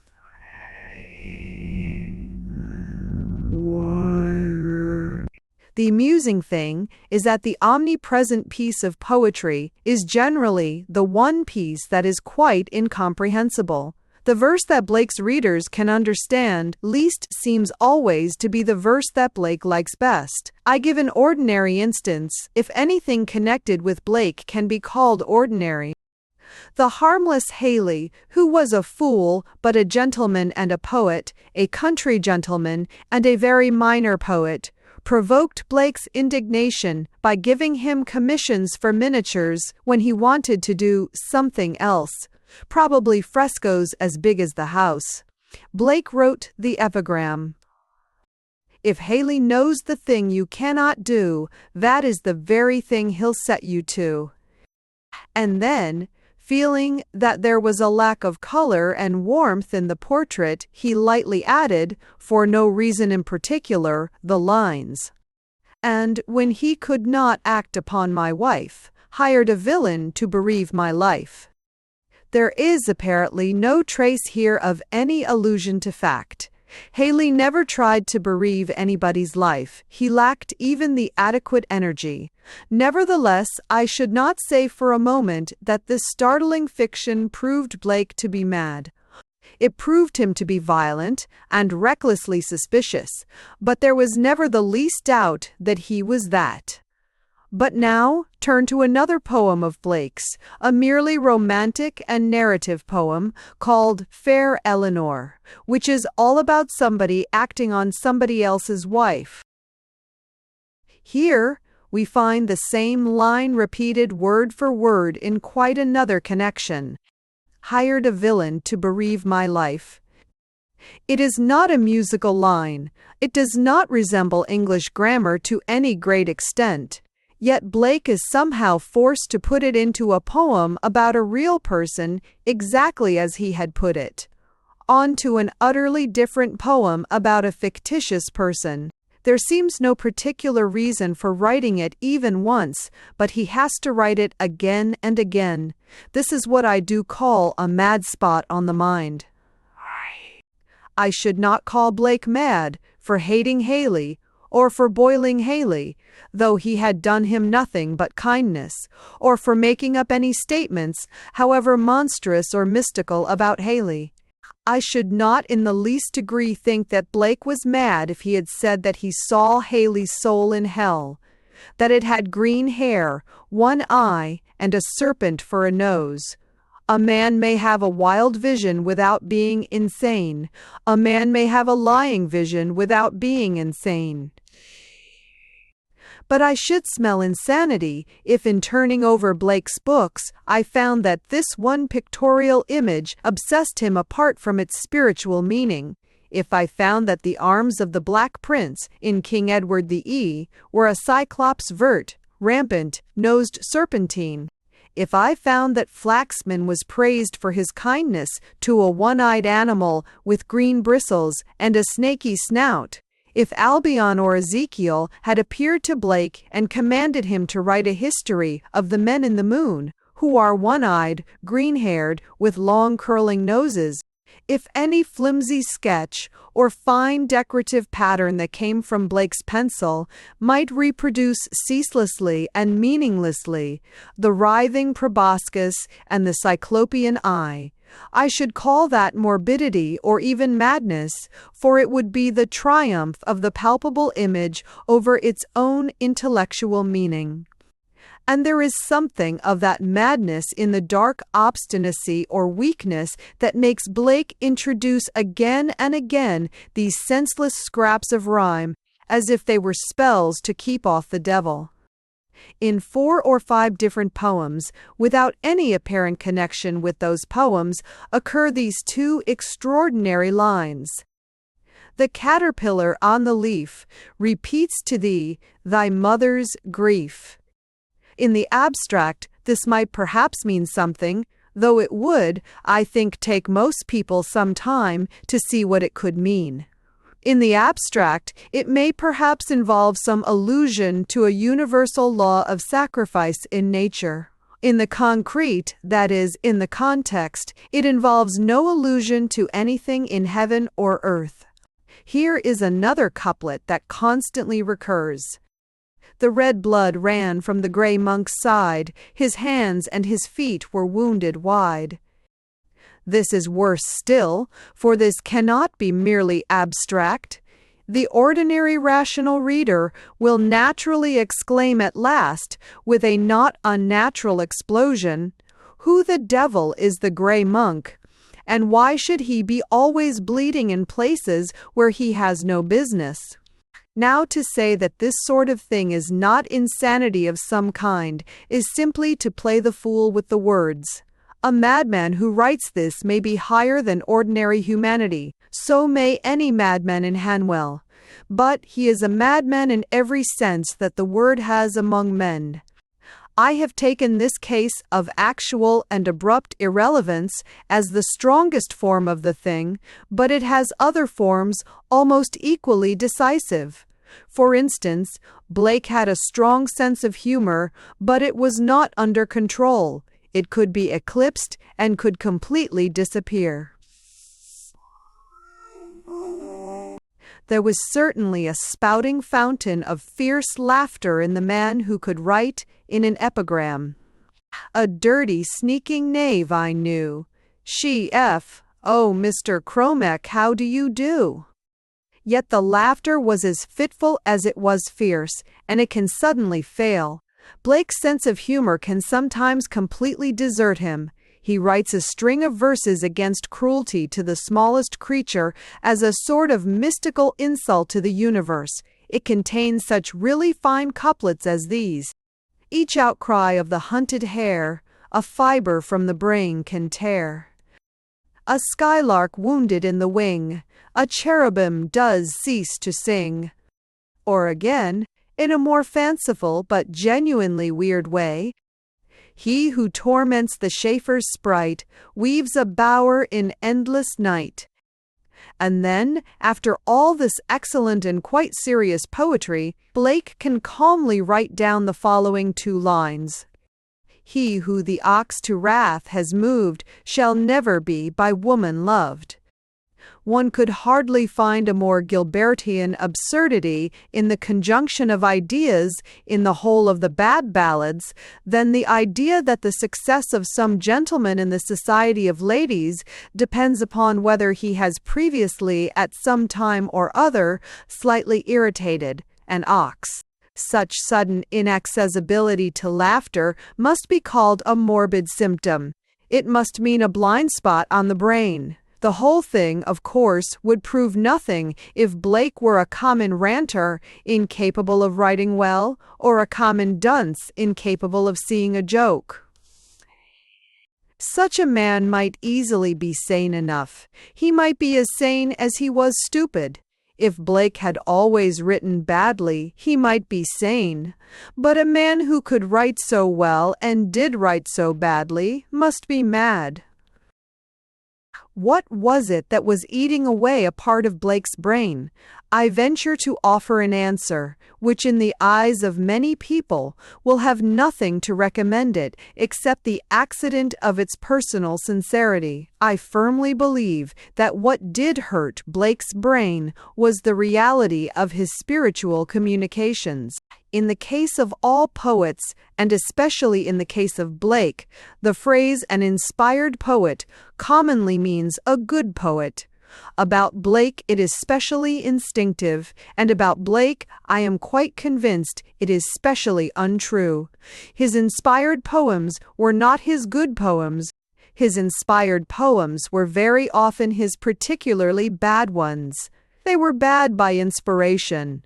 If a plowman says that he saw a ghost, it is not quite sufficient to answer merely that he is a madman. It may have been seeing the ghost that drove him mad. His lunacy may not prove the falsehood of his tale, but rather its terrible truth. So in the same way I differ from the common or skeptical critics of a man like Blake. Such critics say that his visions were false because he was mad. I say he was mad because his visions were true. It was exactly because he was unnaturally exposed to a hail of forces that were more than natural that some breaches were made in his mental continuity. Some damage was done to his mind. He was, in a far more awful sense than Goldsmith, an inspired idiot. He was an idiot because he was inspired. When he said of Jerusalem that its authors were in eternity, one can only say that nobody is likely to go there to get any more of their work. He did not say that the author of The Tiger was in eternity. The author of that glorious thing was in Carnaby Market. It will generally be found, I think, with some important exceptions, that whenever Blake talked most about inspiration, he was actually least inspired. That is, he was least inspired by whatever spirit presides over good poetry and good thinking. He was abundantly inspired by whatever spirit presides over bad poetry or bad thinking.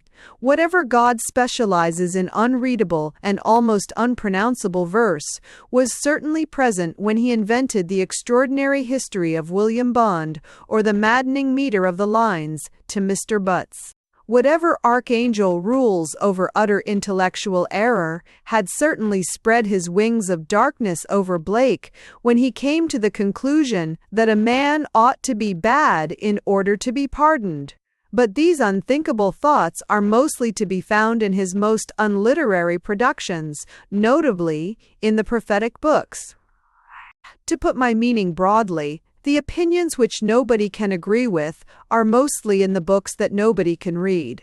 I really believe that this was not from Blake, but from his spirits. It is all very well for great men, like Mr. Rossetti and Mr. Swinburne, to trust utterly to the seraphim of Blake.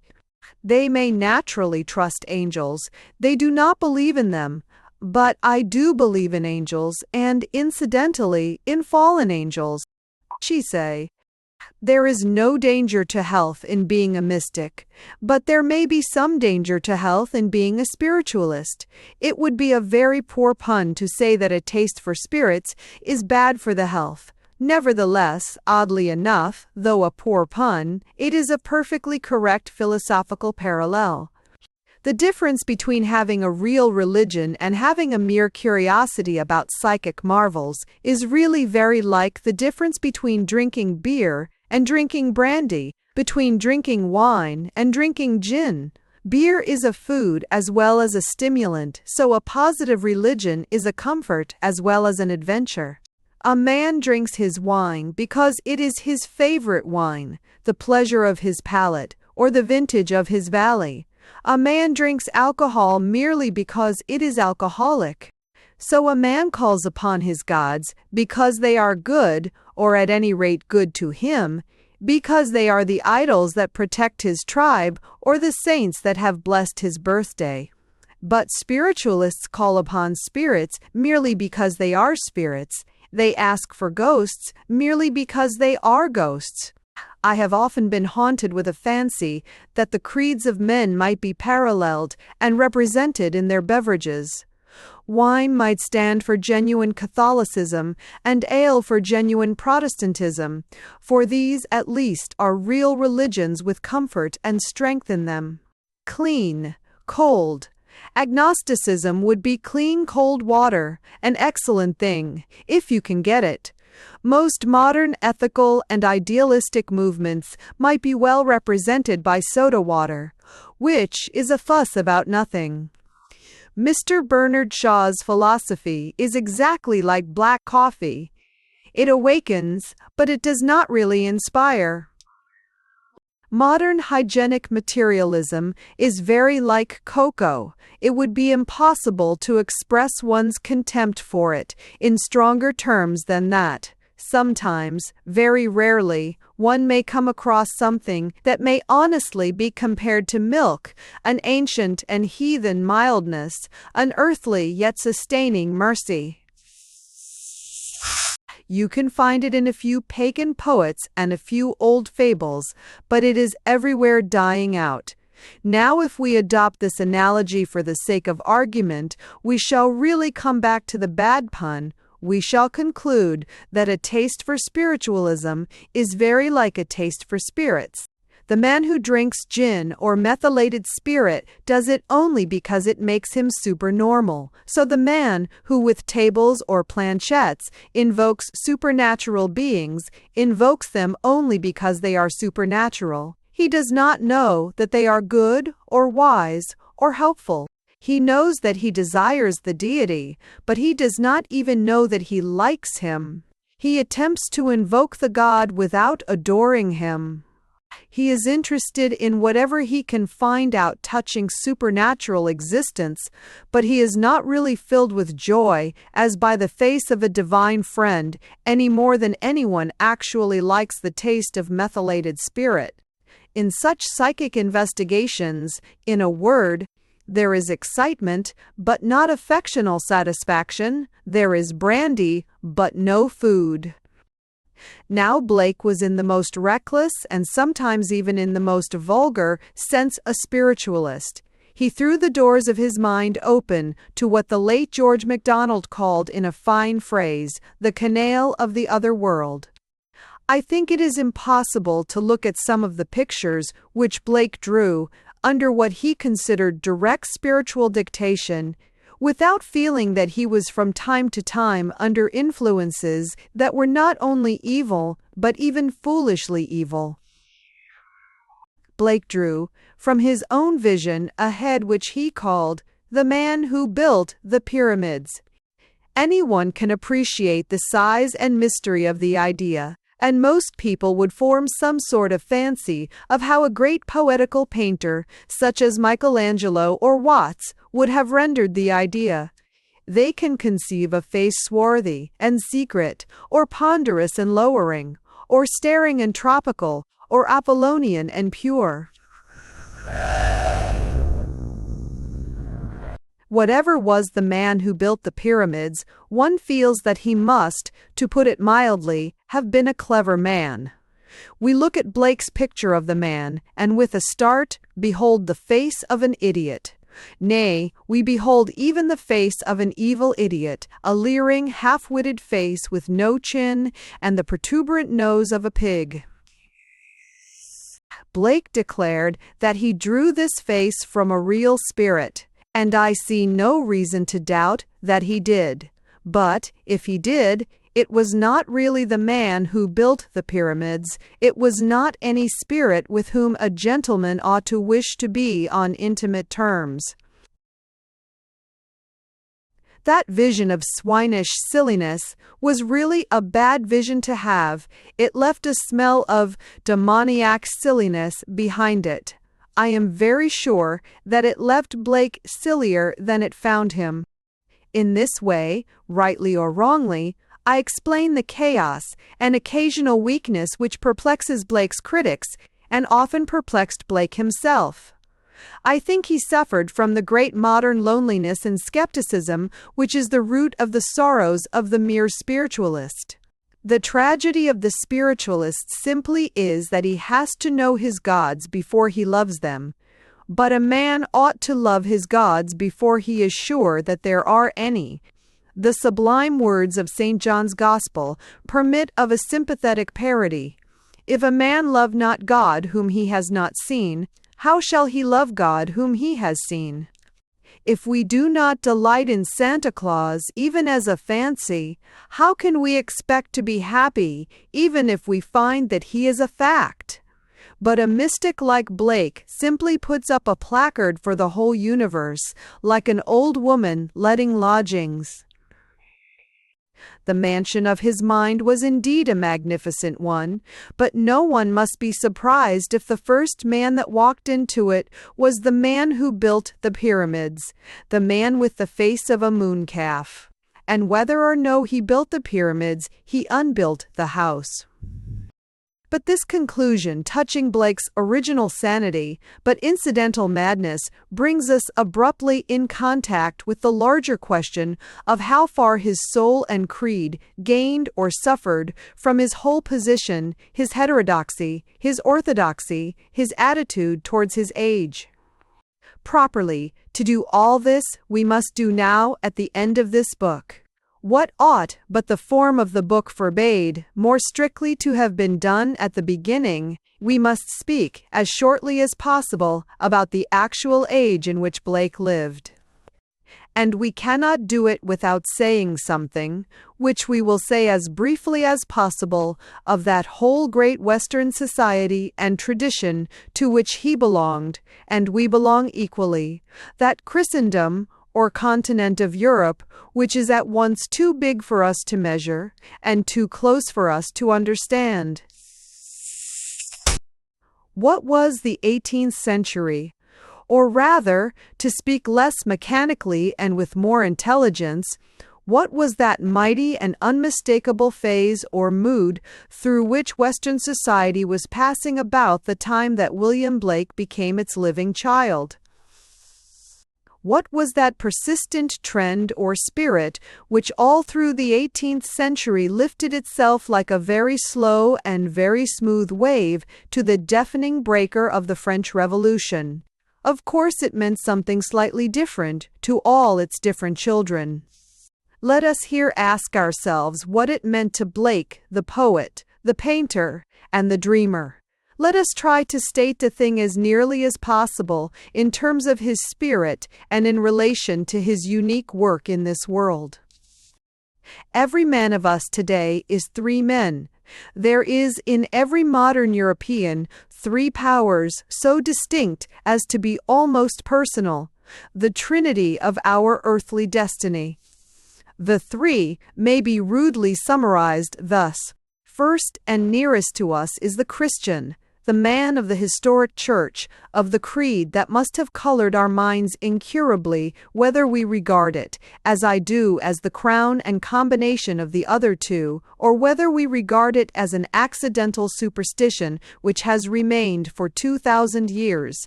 First, then, comes the Christian. Behind him comes the Roman, the citizen of that great cosmopolitan realm of reason and order, in the level and equality of which Christianity arose.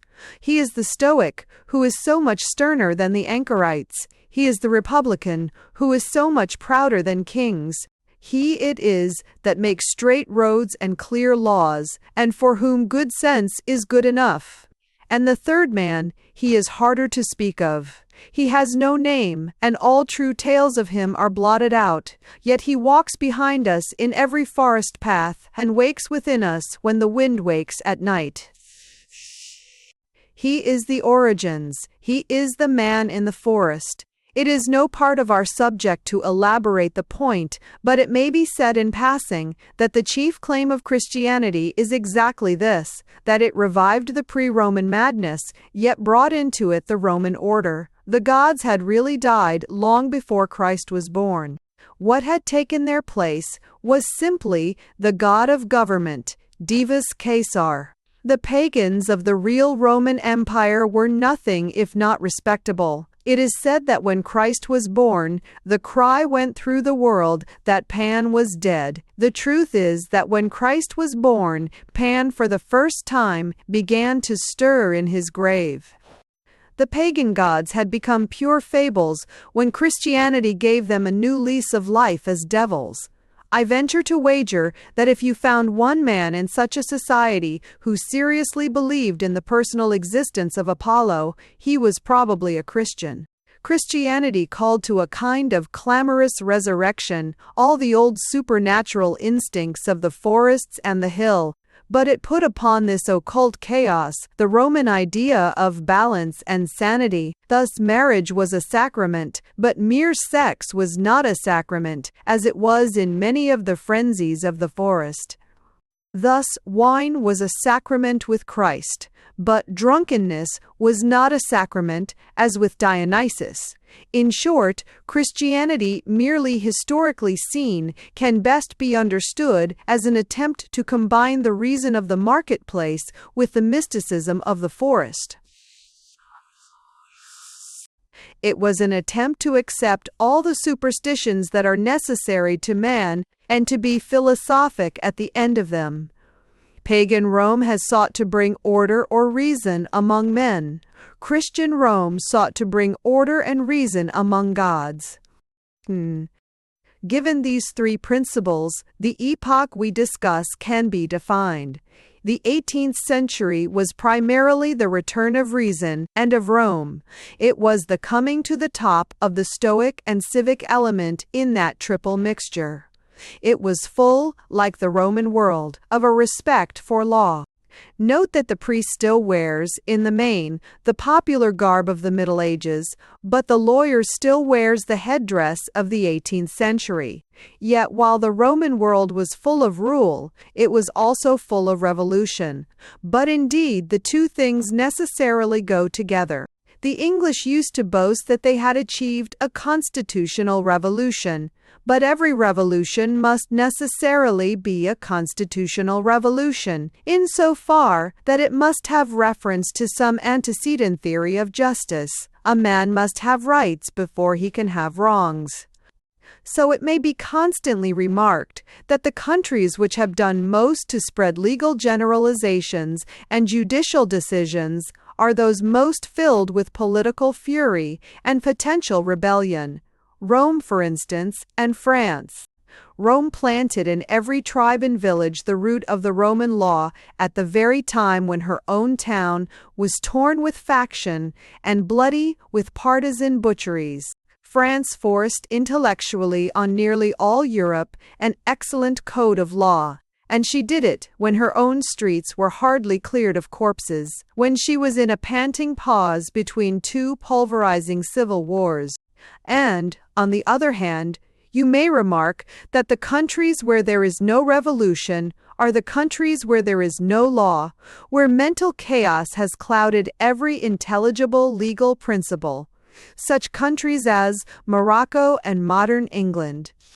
The 18th century then ended in revolution because it began in law. It was the age of reason, and therefore the age of revolt. It is needless to say how systematically it revived all the marks and motives of that ancient pagan society in which Christianity first arose. Its greatest art was oratory, its favorite affectation was severity, its pet virtue was public spirit, its pet sin political assassination. It endured the pompous but hated the fantastic. It had pure contempt for anything that could be called obscure.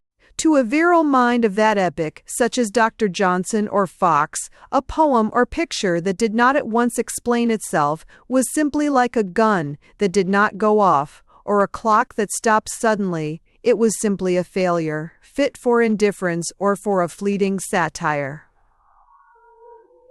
In spite of their solid convictions, for which they died, the men of that time always used the word enthusiast as a term of scorn.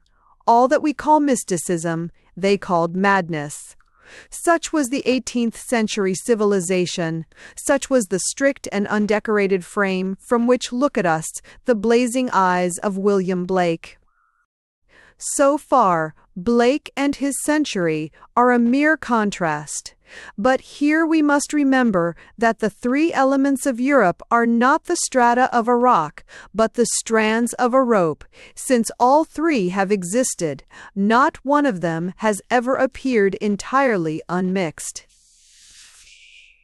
You may call the Renaissance pagan, but Michelangelo cannot be imagined as anything but a Christian.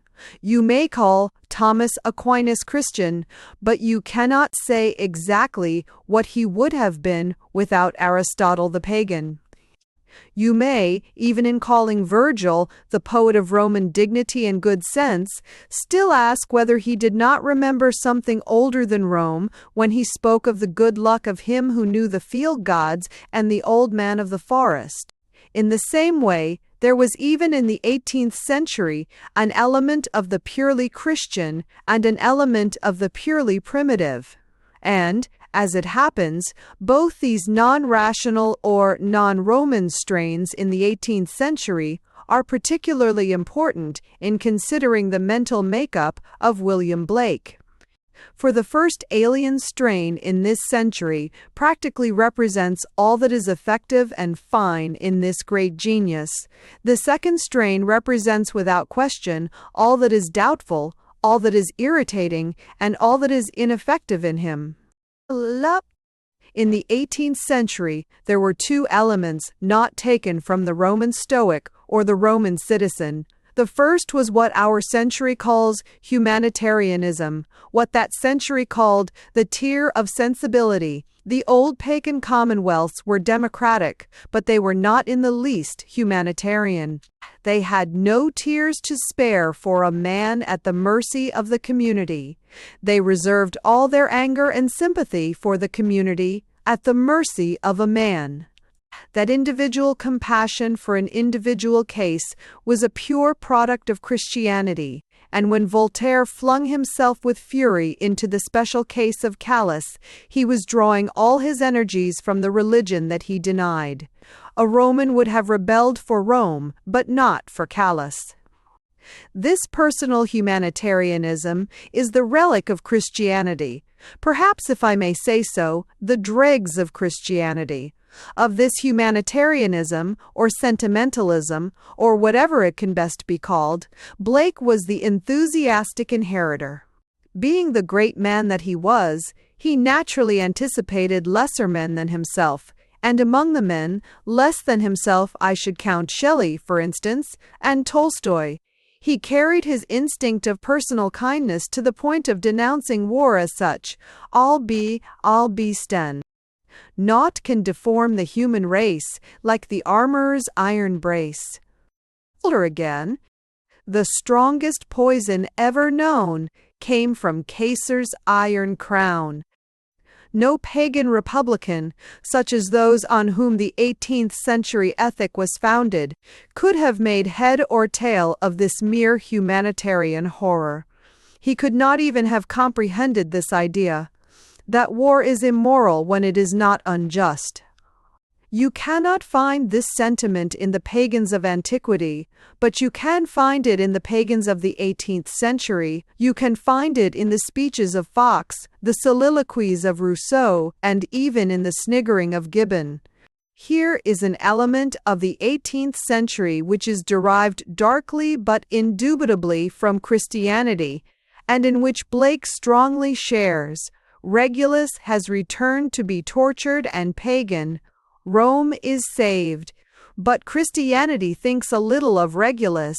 A man must be pitied, even when he must be killed. That individual compassion provoked Blake to violent and splendid lines. And the slaughtered soldier's cry runs in blood down palace walls. The 18th century did not find that pity where it found its pagan liberty and its pagan law. It took this out of the very churches that it violated and from the desperate faith that it denied. This irrational individual pity is the purely Christian element in the 18th century. This irrational individual pity is the purely Christian element in William Blake. And second, there was another 18th century element that was neither of Christian nor of pagan Rome. It was from the origins. It had been in the world through the whole history of paganism and Christianity. It had been in the world, but not of it. This element appeared popularly in the 18th century in an extravagant but unmistakable shape. The element can be summed up in one word: Cagliostro. No other name is quite so adequate, but if anyone desires a nobler name, a very noble one, we may say Swedenborg. Feiern. There was in the 18th century, despite its obvious good sense, this strain of a somewhat theatrical thaumaturgy. The history of that element is, in the most literal sense of the word, horribly interesting, for it all works back to the mere bogey feeling of the beginnings. It is amusing to remark that in the 18th century, for the first time, start up a number of societies which calmly announce that they have existed almost from the beginning of the world. Of these, of course, the best-known instance is the Freemasons. According to their own account, they began with the pyramids. But according to everyone else's account that can be effectively collected, they began with the 18th century. Nevertheless, the Freemasons are right in the spirit, even if they are wrong in the letter.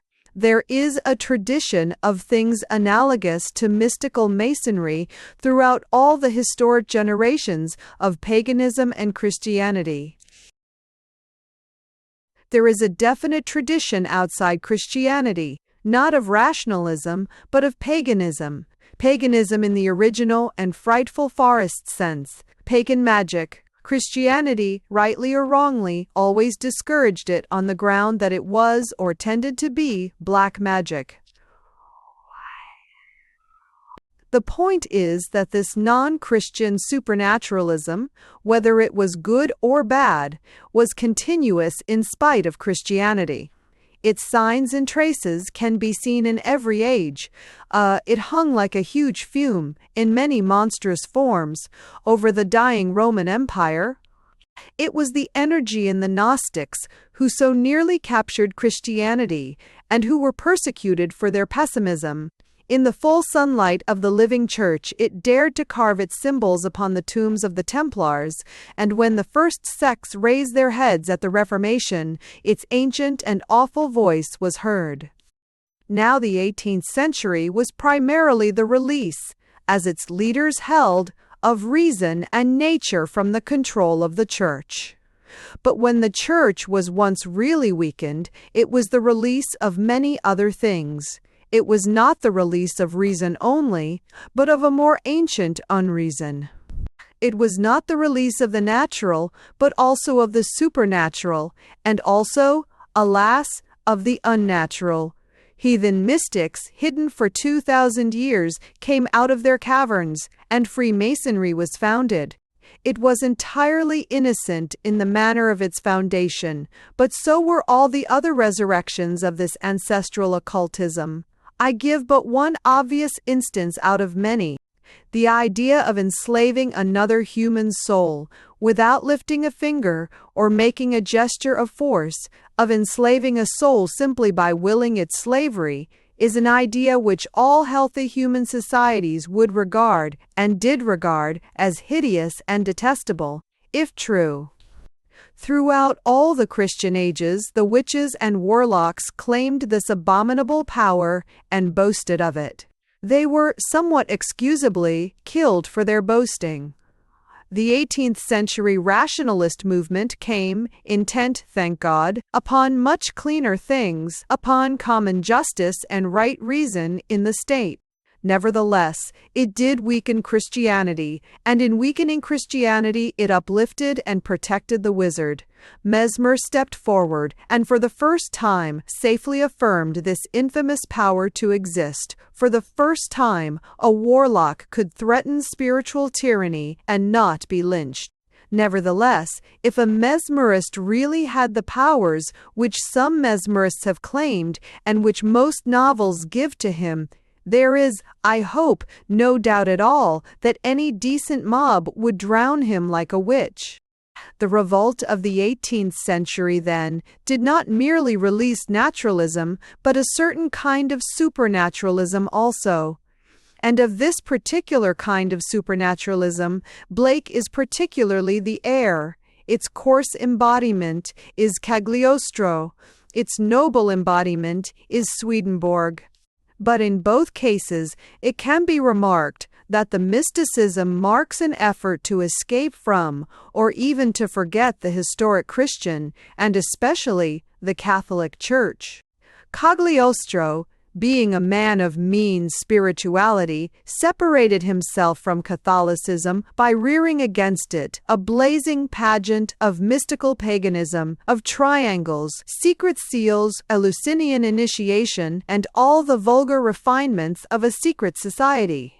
Swedenborg, being a man of large and noble spirituality, marked his separation from Catholicism by inventing out of his own innocence and genius nearly all the old Catholic doctrines, sincerely believing them to be his own discoveries. It is startling to note how near Swedenborg was to Catholicism. In his insistence on free will, for instance, on the humanity of the incarnate God, and on the relative and mystical view of the Old Testament, there was in Blake a great deal of Swedenborg, as he would have been the first to admit, and there was, occasionally, a little of Cagliostro. Blake did not belong to a secret society, for, to tell the truth, he had some difficulty in belonging to any society. But Blake did talk a secret language. He had something of that haughty and oligarchic element in his mysticism which marked the old pagan secret societies and which marks the theosophists and Oriental initiates to this day. There was in him, besides the beneficent wealth of Swedenborg, some touch of Cagliostro and the Freemasons. These things Blake did inherit from that break-up of belief that can be called the 18th century. We will debit him with these as an inheritance. And when we have said this, we have said everything that can be said of any debt he owed. His debts are cleared here. His estate is cleared with this payment. All that follows is himself. If a man has some fierce or unfamiliar point of view, he must, even when he is talking about his cat, begin with the origin of the cosmos, for his cosmos is as private as his cat. Horace could tell his pupils to plunge into the middle of the thing, because he and they were agreed about the particular kind of thing. The author and his readers substantially sympathized about the beauty of Helen or the duties of Hector. But Blake really had to begin at the beginning, because it was a different beginning. This explains the extraordinary air of digression and irrelevancy which can be observed in some of the most direct and sincere minds. It explains the bewildering elusiveness of Dante, the galloping parentheses of Rabelais, the gigantic prefaces of Mr. Bernard Shaw. The brilliant man seems more lumbering and elaborate than anyone else, because he has something to say about everything. The very quickness of his mind makes the slowness of his narrative, for he finds sermons in stones, in all the paving stones of the street he plods along. Every fact or phrase that occurs in the immediate question carries back his mind to the ages and the initial power. Because he is original, he is always going back to the origins. Take, for instance, Blake's verse rather than his pictorial art. When the average sensible person reads Blake's verse, he simply comes to the conclusion that he cannot understand it. But in truth, he has a much better right to offer this objection to Blake than to most of the slightly elusive or eccentric writers to whom he also offers it. Blake is obscure in a much more positive and practical sense than Browning is obscure. Or, in another manner, Mr. Henry James is obscure. Browning is generally obscure through an almost brutal eagerness to get to big truths, which leads him to smash a sentence and leave only bits of it.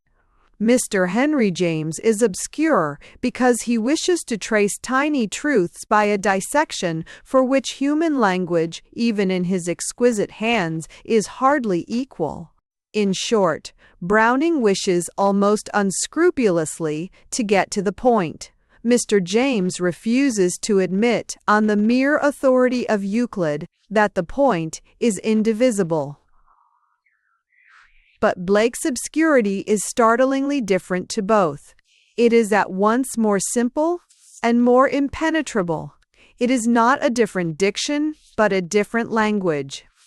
It is not that we cannot understand the sentences, it is that we often misunderstand the words. The obscurity of Blake commonly consists in the fact that the actual words used mean one thing in Blake and quite another thing in the dictionary. Mr. Henry James wants to split hairs. Browning wants to tear them up by the roots. But in Blake, the enigma is at once plainer and more perplexing. It is simply this, that if Blake says hairs, he may not mean hairs, but something else, perhaps peacock's feathers. To quote but one example out of 1,000, when Blake uses the word devils, he generally means some particularly exalted order of angels, such as preside over energy and imagination. Ichus. A verbal accident has confused the mystical with the mysterious.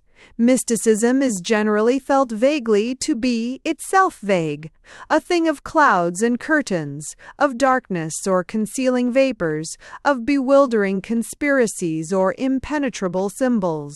Some quacks have indeed dealt in such things, but no true mystic ever loved darkness rather than light. No pure mystic ever loved mere mystery. The mystic does not bring doubts or riddles. The doubts and riddles exist already. We all feel the riddle of the earth without anyone to point it out. The mystery of life is the plainest part of it. The clouds and curtains of darkness, the confounding vapors, these are the daily weather of this world. Whatever else we have grown accustomed to, we have grown accustomed to the unaccountable. Every stone or flower is a hieroglyphic of which we have lost the key. With every step of our lives, we enter into the middle of some story which we are certain to misunderstand. The mystic is not the man who makes mysteries, but the man who destroys them. The mystic is one who offers an explanation which may be true or false, but which is always comprehensible. By which I mean, not that it is always comprehended, but that it always can be comprehended, because there is always something to comprehend. The man whose meaning remains mysterious fails, I think, as a mystic.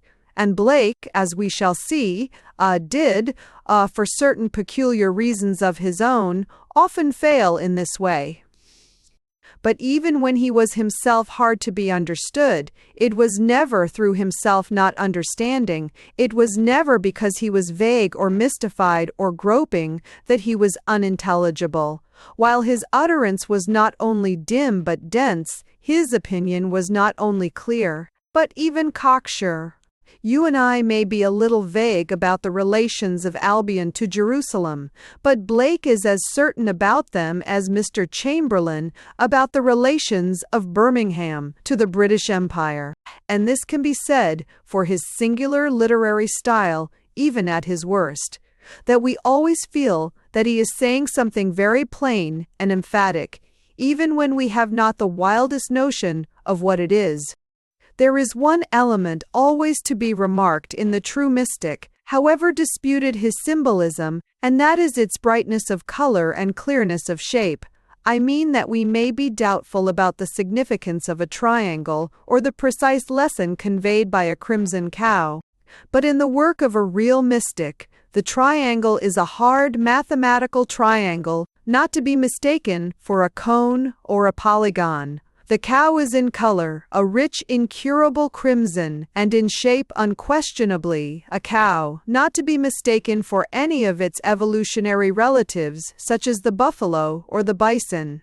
This can be seen very clearly, for instance, in the Christian art of illumination, as practiced at its best in the 13th and 14th centuries.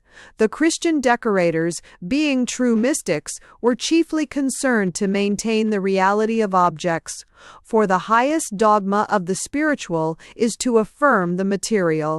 By plain outline and positive color, those pious artists strove chiefly to assert that a cat was truly in the eyes of God, a cat, and that a dog was preeminently doggish. This decision of tint and outline belongs not only to Blake's pictures, but even to his poetry. Even in his descriptions there is no darkness, and practically, in the modern sense, no distance. All his animals are as absolute as the animals on a shield of heraldry. His lambs are of unsullied silver, his lions are of flaming gold. His lion may lie down with his lamb, but he will never really mix with him. Really, to make this point clear, one would have to go back to the 12th century, or perhaps to Plato. Metaphysics must be avoided, they are too exciting. But the root of the matter can be pretty well made plain by one word. The whole difference is between the old meaning and the new meaning of the word realist. In modern fiction and science, a realist means a man who begins at the outside of a thing, sometimes merely at the end of a thing, knowing the monkey only by its tail or the motor by its smell. In the 12th century, a realist meant exactly the opposite. It meant a man who began at the inside of a thing. The medieval philosopher would only have been interested in a motor because it moved. He would have been interested, that is, only in the central and original idea of a motor, in its ultimate motorishness. He would have been concerned with a monkey only because of its monkeyhood, not because it was like man, but because it was unlike. If he saw an elephant, he would not say in the modern style, "I see before me a combination of the tusks of a wild boar in unnatural development, of the long nose of the tapir needlessly elongated, of the tail of the cow unusually insufficient," and so on. He would merely see an essence of elephant, or he would believe that this light and fugitive elephant of an instant, as dancing and fleeting as the May-fly in May, was nevertheless the shadow of an eternal elephant conceived and created by God. When you have quite realized this ancient sense in the reality of an elephant, go back and read William Blake's poems about animals, as, for instance, about the lamb and about the tiger. You will see quite clearly that he is talking of an eternal tiger who rages and rejoices forever in the sight of God. You will see that he is talking of an eternal and supernatural lamb who can only feed happily in the fields of heaven. It is exactly here that we find the full opposition to that modern tendency that can fairly be called Impressionism. Impressionism is skepticism. It means believing one's immediate impressions at the expense of one's more permanent and positive generalizations. It puts what one notices above what one knows. It means the monstrous heresy that seeing is believing. A white cow at one particular instant of the evening light may be gold on one side and violet on the other. The whole point of Impressionism is to say that she really is a gold and violet cow. The whole point of Impressionism is to say that there is no white cow at all. We tell, it cries, beyond what we can see. But the essence of mysticism is to insist that there is a white cow, however veiled with shadow or painted with sunset gold. Blessed are they who have seen the violet cow and who yet believe in the white one. To the mystic, a white cow has a sort of solid whiteness, as if the cow were made out of frozen milk. To him, a white horse has a solid whiteness as if he were cut out of the firm English chalk, like the white horse in the Valley of King Alfred. The cow's whiteness is more important than anything except her cowishness. If Blake had ever introduced a white cow into one of his pictures, there would at least have been no doubt about either of those two elements. Similarly, there would have been no doubt about them in any old Christian illumination. On this point, he is at one with all the mystics and with all the saints. This explanation is really essential to the understanding of Blake, because, to the modern mind, it is so easy to understand him in the opposite sense. In the ordinary modern meaning, Blake's symbols are not symbols at all. They are not allegories. An allegory nowadays means taking something that does not exist as a symbol of something that does exist. We believe, at least most of us do, that sin does exist. We believe on highly insufficient grounds that a dragon does not exist, so we make the unreal dragon an allegory of the real sin. But that is not what Blake meant when he made the lamb the symbol of innocence. He meant that there really is behind the universe an eternal image called the Lamb, of which all living lambs are merely the copies or the approximation. He held that eternal innocence to be an actual and even an awful thing. He would not have seen anything comic, any more than the Christian evangelist saw anything comic in talking about the wrath of the Lamb. If there were a lamb in one of Aesop's fables, Aesop would never be so silly as to represent him as angry. But Christianity is more daring than Aesop, and the wrath of the Lamb is its great paradox. If there is an immortal lamb, a being whose simplicity and freshness are forever renewed, then it is truly and really a more creepy idea to horrify that being into hostility than to defy the flaming dragon or challenge darkness or the sea. No old wolf or world-worn lion is so awful as a creature that is always young, a creature that is always newly born. But the main point here is simpler. It is merely that Blake did not mean that meekness was true and the lamb only a pretty fable. If anything, he meant that meekness was a mere shadow of the everlasting Lamb. The distinction is essential to anyone at all concerned, for this rooted spirituality, which is the only enduring sanity of mankind. The personal is not a mere figure for the impersonal. Rather, the impersonal is a clumsy term for something more personal than common personality. God is not a symbol of goodness. Goodness is a symbol of God. Some very odd passages in Blake become clear if we keep this in mind. I do not wish in this book to dwell unduly on the other side of Blake, the literary side, but there are queer facts worth remarking, and this is one of them. Blake was sincere. If he was insane, he was insane with the very solidity and completeness of his sincerity. And the quaintest mark of his sincerity is this, that in his poetry he constantly writes things that look like mere mistakes. He writes one of his most colossal convictions, and the average reader thinks it is a misprint. To give only one example, not connected with the matter in hand, the fine though somewhat frantic poem called The Everlasting Gospel begins exactly as the modern humanitarian and essential Christian would like it to begin. The vision of Christ that thou dost see is my vision's greatest enemy. It goes on, to the modern Christian's complete satisfaction, with denunciations of priests and praise of the pure gospel Jesus, and then comes a couplet like this. Thine is the friend of all mankind, mine speaks in parables to the blind. And the modern humanitarian Christian finds the Orthodox Christ calmly rebuked because he is the friend of all mankind. The modern Christian simply blames the printer. He can only suppose that the words thine and mine have been put in each other's places by accident. Blake, however, as it happens, meant exactly what he said. His private vision of Christ was the vision of a violent and mysterious being, often indignant and occasionally disdainful.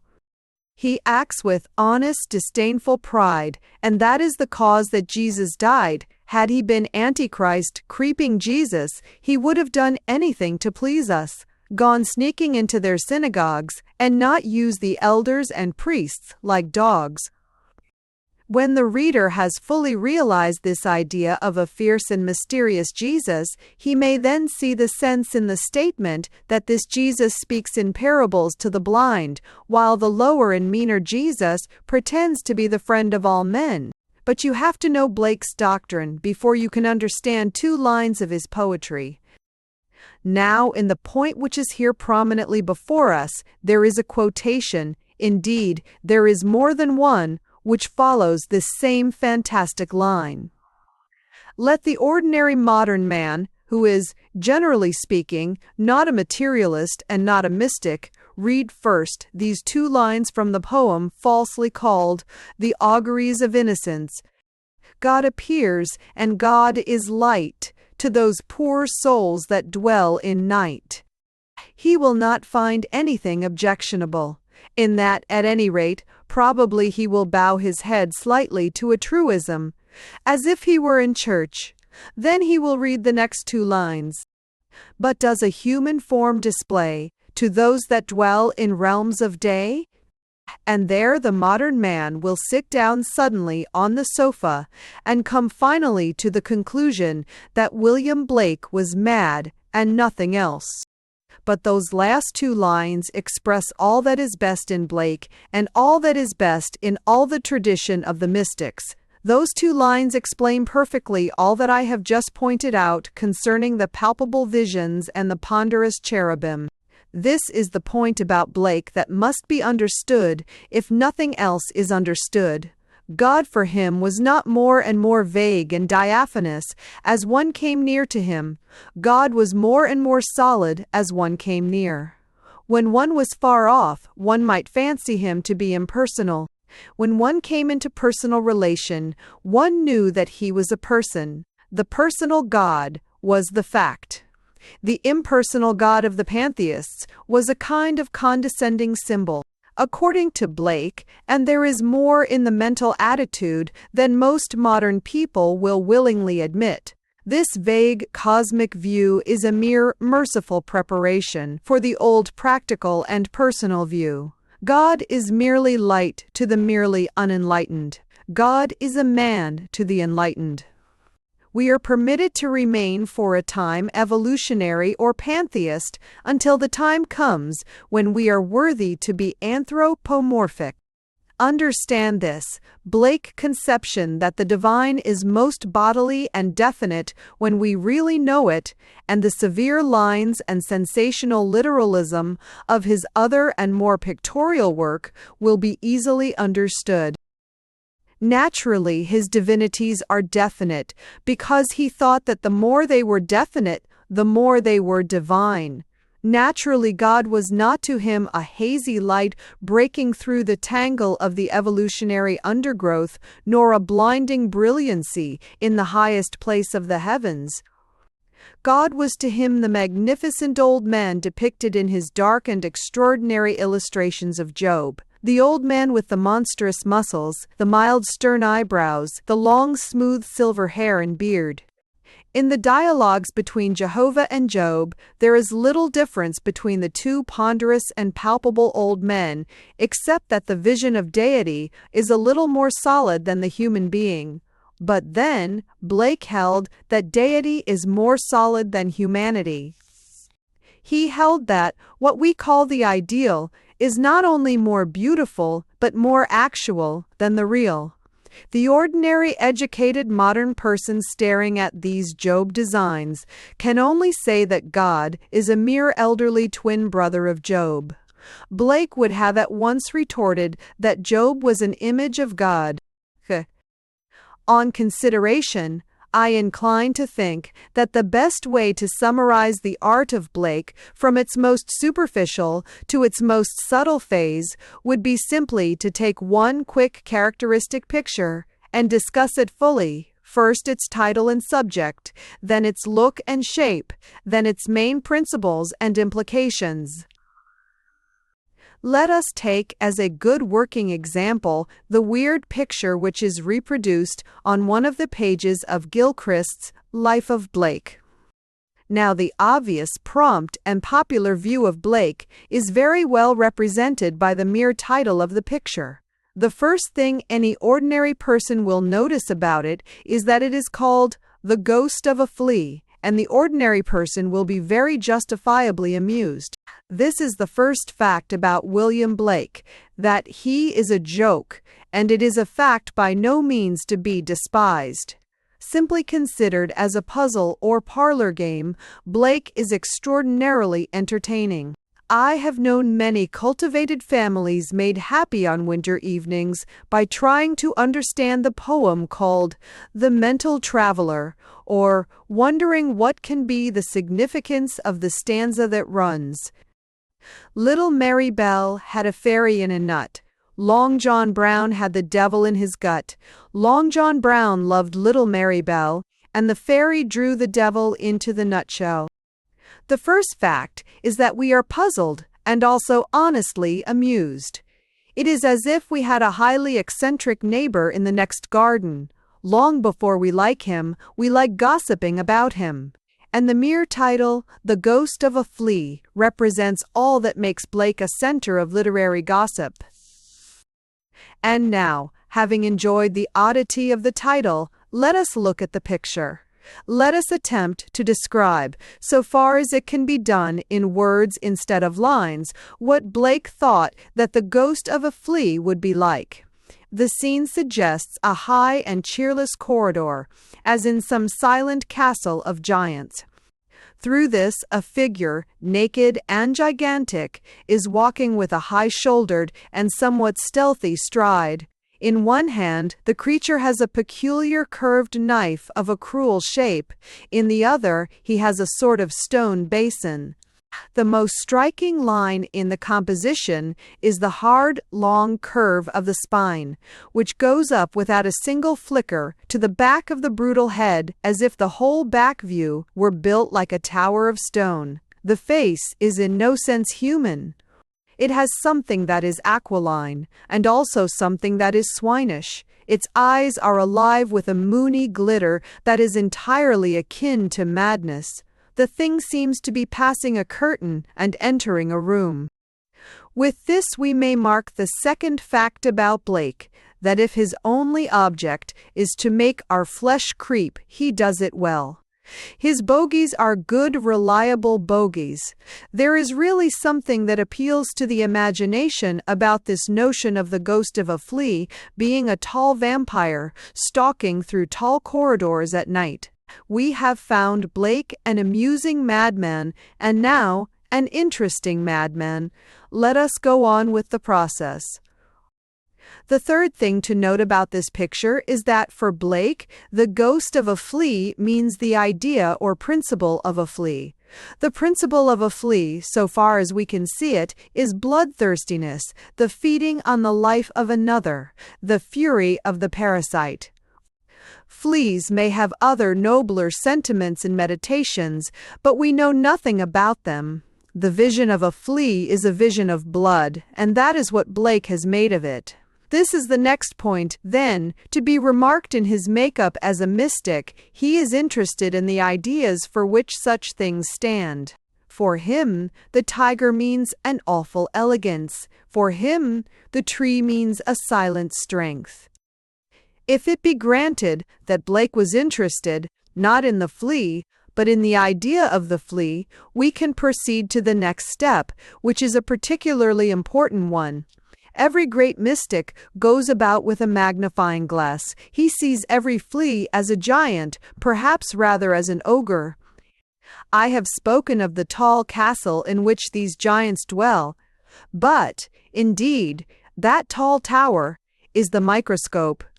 It will not be denied that Blake shows the best part of a mystic's attitude in seeing that the soul of a flea is 10,000 times larger than a flea. But the really interesting point is much more striking. It is the essential point upon which all primary understanding of the art of Blake really turns. The point is this, that the ghost of a flea is not only larger than a flea, the ghost of a flea is actually more solid than a flea. The flea himself is hazy and fantastic compared to the hard and massive actuality of his ghost. When we have understood this, we have understood the second of the great ideas in Blake, the idea of ideas. To sum up Blake's philosophy in any phrase sufficiently simple and popular for our purpose is not at all easy, for Blake's philosophy was not simple.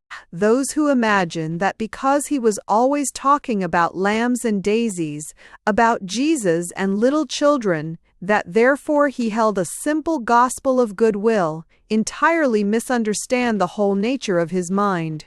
No man had harder dogmas, no one insisted more, that religion must have theology. The everlasting gospel was far from being a simple gospel. Blake had succeeded in inventing in the course of about 10 years, as tangled and interdependent, a system of theology as the Catholic Church has accumulated in 2000. Much of it, indeed, he inherited from ancient heretics who were much more doctrinal than the orthodoxy which they opposed. Notable among these were the Gnostics, and in some degree, the mad Franciscans who followed Joachim de Fleur.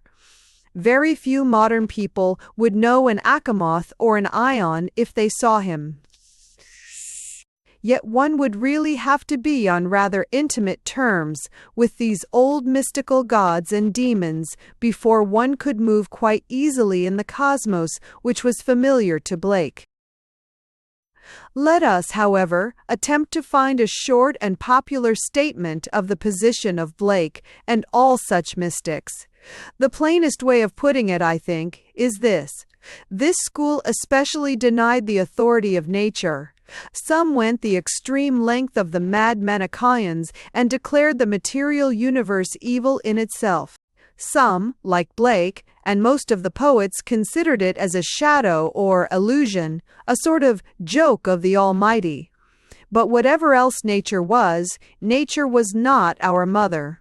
Blake applies to her the strange words used by Christ to Mary, and says to Mother Earth in many poems, "What have I to do with thee?" It is common to connect Blake and Wordsworth because of their ballads about babies and sheep. They were utterly opposite.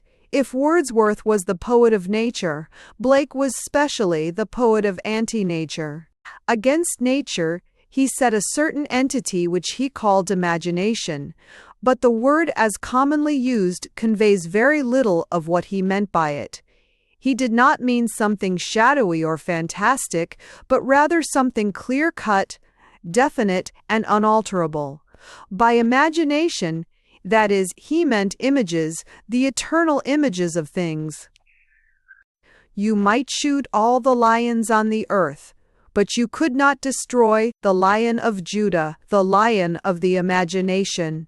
You might kill all the lambs of the world and eat them, but you could not kill the Lamb of the imagination, which was the Lamb of God, that taketh away the sins of the world.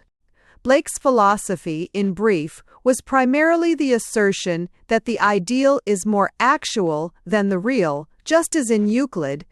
Evio, the good triangle in the mind is a more actual and more practical than the bad triangle on the blackboard.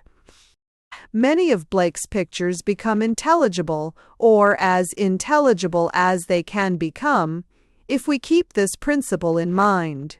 For instance, there is a fine design representing a naked and heroic youth of great beauty tracing something on the sand. The reader, when he looks at the title of it, is interested to discover that this is a portrait of Sir Isaac Newton. It was not so much of an affectation as it seems.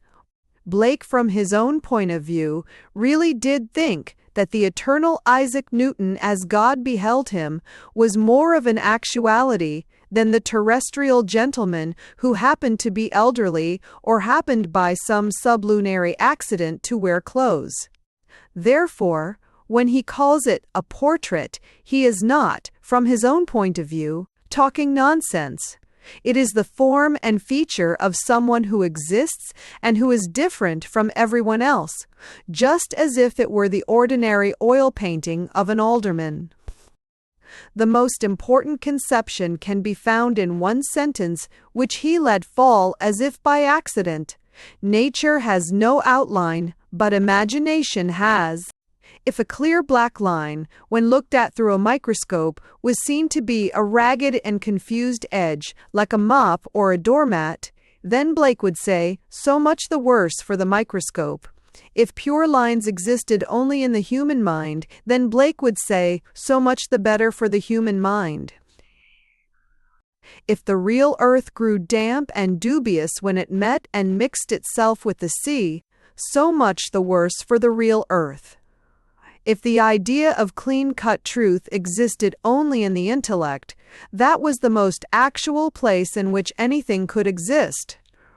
In short, Blake really insisted that man as the image of God had a right to impose form upon nature. He would have laughed to scorn the notion of the modern evolutionist that nature is to be permitted to impose formlessness upon man. For him, the lines in a landscape were boundaries which he drew like frontiers, by his authority as the plenipotentiary ambassador of heaven. When he drew his line round Leviathan, he was drawing the divine net around him. He tamed his bulls and lions, even by creating them. And when he made in some picture a line between sea and land that does not exist in nature, he was saying by supernatural right, thus far shalt thou come, and no farther, and here shall thy proud waves be stayed. This, my O12 of signs. I select the symbol of the sea, partly because Blake was himself fond of such elemental images, and partly because it is an image especially appropriate to Blake's great conception of the outline in the eternal imagination. Nearly all phrases about the sea are specially and spiritually false. People talk of the sea as vast and vague, drifting and indefinite, as if the magic of it lay in having no lines or boundaries. But the spell of the sea upon the eye and the soul is exactly this, that it is the one straight line in nature. They talk of the infinite sea. Artistically, it would be far truer to talk of an infinite haystack, for the haystack does slightly fade into a kind of fringe against the sky.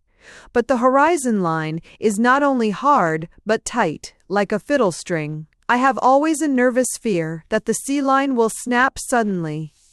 And it is exactly this mathematical decision in the sea that makes it so romantic a background for fighting and human figures. England was called in Catholic days the Garden of Mary. The garden is all the more beautiful because it is enclosed in 4 hard, angular walls of sapphire or emerald. Any mere tuft or twig can curve with a curve that is incalculable. Any scrap of moss can contain in itself an irregularity that is infinite. The sea is the one thing that is really exciting, because the sea is the one thing that is flat. Whether, however, these conclusions can be accepted by the reader as true, they can at least be accepted as typifying the kind of thing which William Blake believed to be true. He would have felt the sea not as a waste, but as a wall. Nature had no outline, but imagination had, and it was imagination that was trustworthy. This definition explains other things. Blake was enthusiastically in favor of the French Revolution, yet he enthusiastically hated that school of skeptics which, in the opinion of many, made the revolution possible. He did not mind Marat, but he detested Voltaire. The reason is obvious in the light of his views on nature and imagination. The Republican idealists he liked because they were idealists, because their abstract doctrines about justice and human equality were abstract doctrines. But the school of Voltaire was naturalistic. It loved to remind man of his earthly origin and even of his earthly degradation. The war, which Blake loved, was a war of the invisible against the visible. Valmy and Arcola were part of such a war. It was a war between the visible kings and the invisible republic. But Voltaire's war was exactly the opposite. It was a discrediting of the invisible church by the indecent exhibition of the real church, with its fat friars or its foolish old women.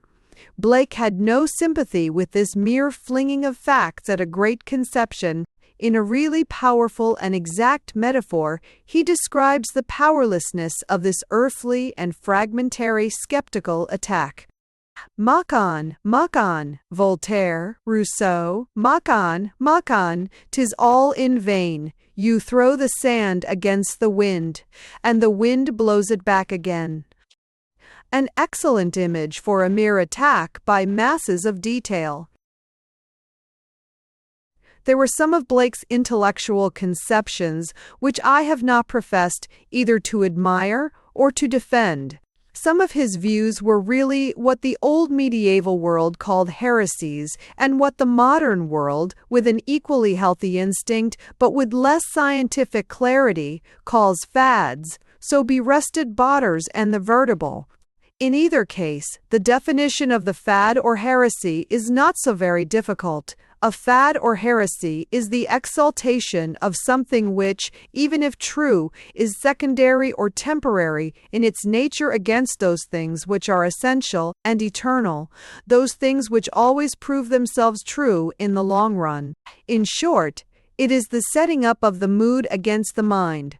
For instance, it is a mood, a beautiful and lawful mood, to wonder how oysters really feel. But it is a fad, an ugly and unlawful fad, to starve human beings because you will not let them eat oysters. It is a beautiful mood to feel impelled to assassinate Mr. Carnegie, but it is a fad to maintain seriously that any private person has a right to do it.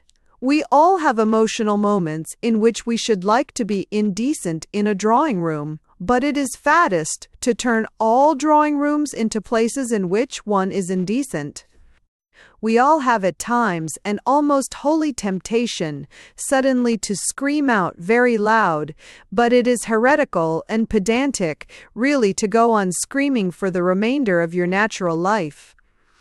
If you throw one bomb, you are only a murderer, but if you keep on persistently throwing bombs, you are in awful danger of, at last, becoming a prig.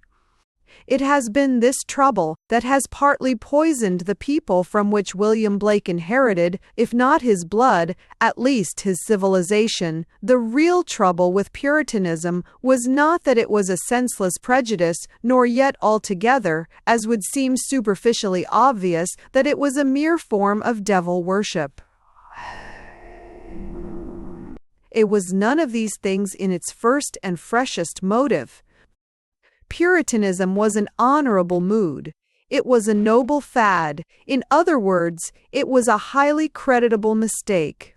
We have all felt the frame of mind in which one wishes to smash golden croziers and mitres merely because they are golden. We all know how natural it is at certain moments to feel a profound thirst to kick clergymen simply because they are clergymen.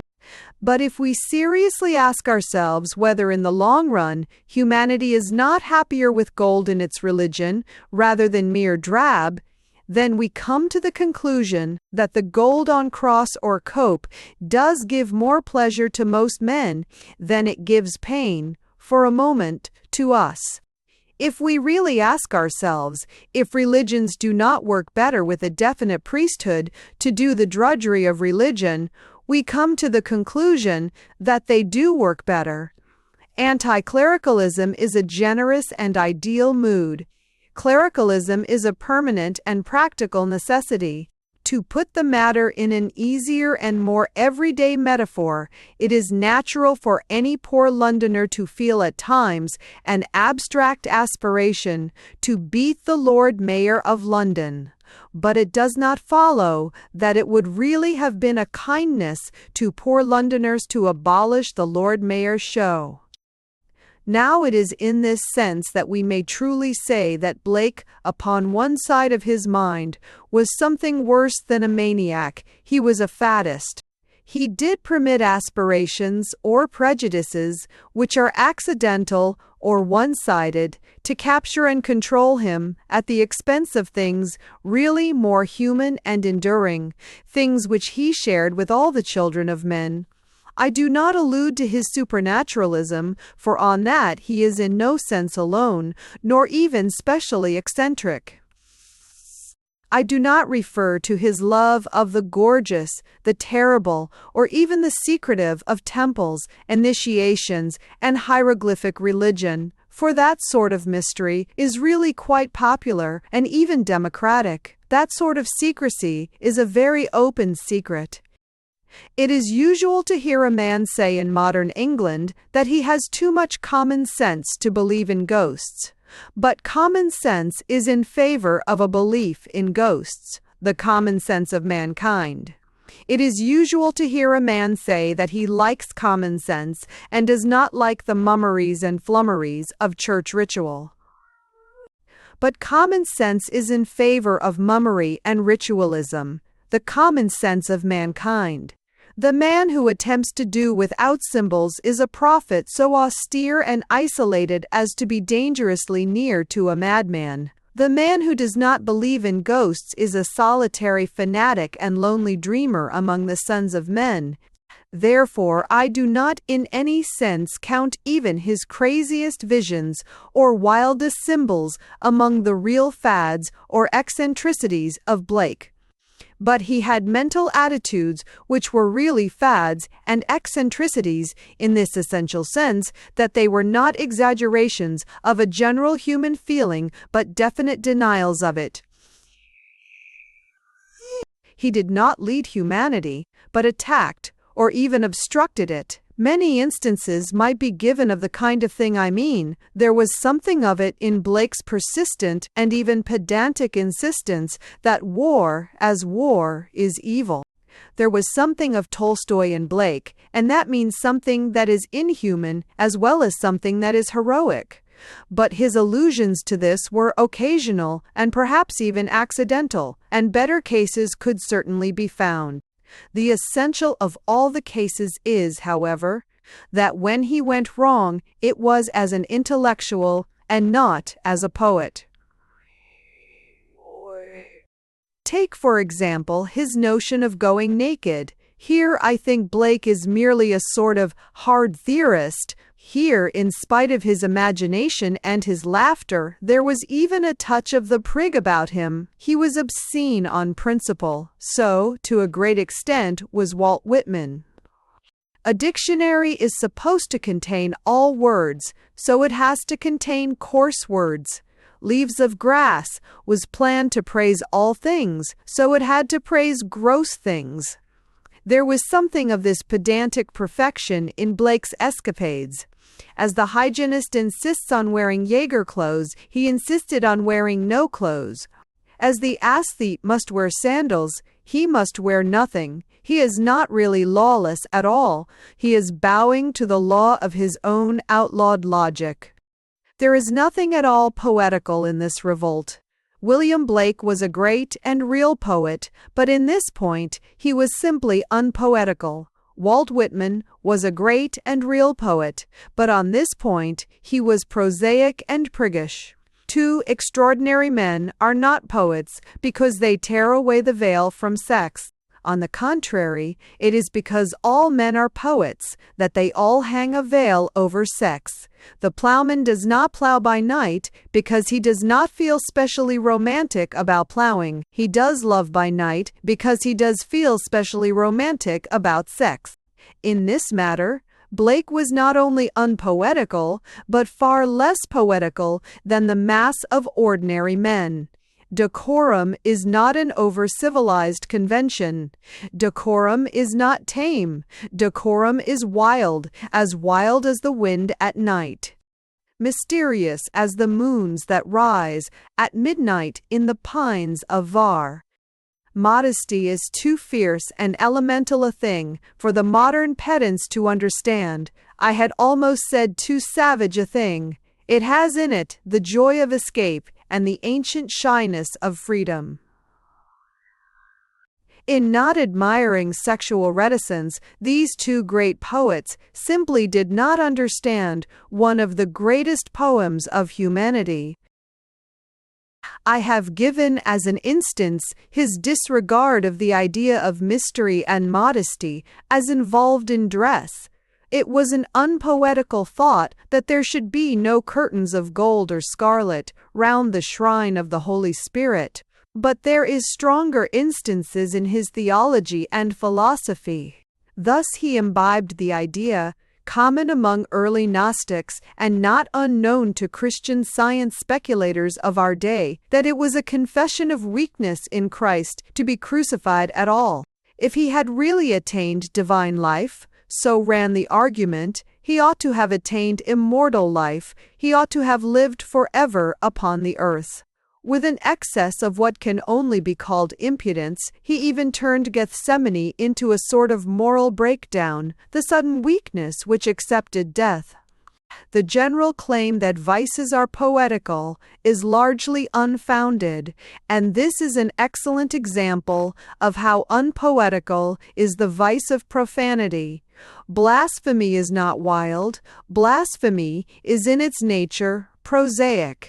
It consists in regarding in a commonplace manner something which other and happier people regard in a rapturous and imaginative manner. This is well exemplified in poor Blake and his Gnostic heresy about Jesus. In holding that Christ was weakened by being crucified, he is certainly a pedant and certainly not a poet. If there is one point on which the spirit of the poets and the poetic soul in all peoples is on the side of Christianity, it is exactly this one point on which Blake is against Christianity, was crucified, dead and buried. The spectacle of a God dying is much more grandiose than the spectacle of a man living forever. The former suggests that awful changes have really entered the alchemy of the universe. The latter is only vaguely reminiscent of hygienic octogenarians and Enos fruit salts. Moreover, to the poet as to the child, death must be dreadful even if it is desirable. To talk, as some modern theosophists do, about death being nothing, the mere walking into another room, to talk like this is not only prosaic and profoundly un-Christian, it is decidedly vulgar. It is against the whole trend of the secret emotions of humanity. It is indecent, like persuading a decent peasant to go without clothes. There is more of the song and music of mankind in a clerk putting on his Sunday clothes than in a fanatic running naked down Cheapside. And there is more real mysticism in nailing down a coffin lid than in pretending, in mere rhetoric, to throw open the doors of death. I have given two cases of the presence in Blake of these anti-human creeds which I call fads, the case of clothes and the case of the crucifixion. I could give a much larger number of them, but I think their nature is here sufficiently indicated. They are all cases in which Blake ceased to be a poet through becoming entirely, instead of only partially, separated from the people. And this, I think, is certainly connected with that quality in him to which I referred, in analyzing the 18th century. I mean the element of oligarchy and fastidiousness in the mystics and masonries of that epoch. They were all founded in an atmosphere of degrees and initiations. The chief difference between Christianity and the thousand transcendental schools of today is substantially the same as the difference nearly 2,000 years ago between Christianity and the thousand sacred rites and secret societies of the pagan empire. The deepest difference is this, that all the heathen mysteries are so far aristocratic that they are understood by some and not understood by others. The Christian mysteries are so far democratic that nobody understands them at all. When we have fairly stated this doubtful and even false element in Blake's philosophy, we can go on with greater ease and thoroughness to state where the solid and genuine value of that philosophy lay. It consisted in its placid and positive defiance of materialism, a work upon which all the mystics, pagan and Christian, have been employed from the beginning. It is not unnatural that they should have fallen into many errors, employed dangerous fallacies, and even ruined the earth for the sake of the cloudland. But the war in which they were engaged has been none the less the noblest and most important effort of human history, and in their whole army there was no greater warrior than Blake.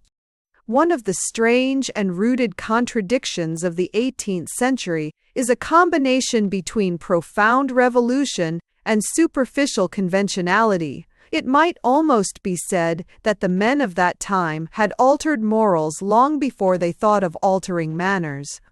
The French Revolution was especially French in this respect, that it was above all things a respectable revolution. Violence was excused, madness was excused, but eccentricity was inexcusable. These men had taken a king's head off his shoulders long before they had thought of taking the powder off their own heads. Danton could understand the massacres of September, but he could not understand the worship of the goddess of reason or all the antics of the German madman Cloots.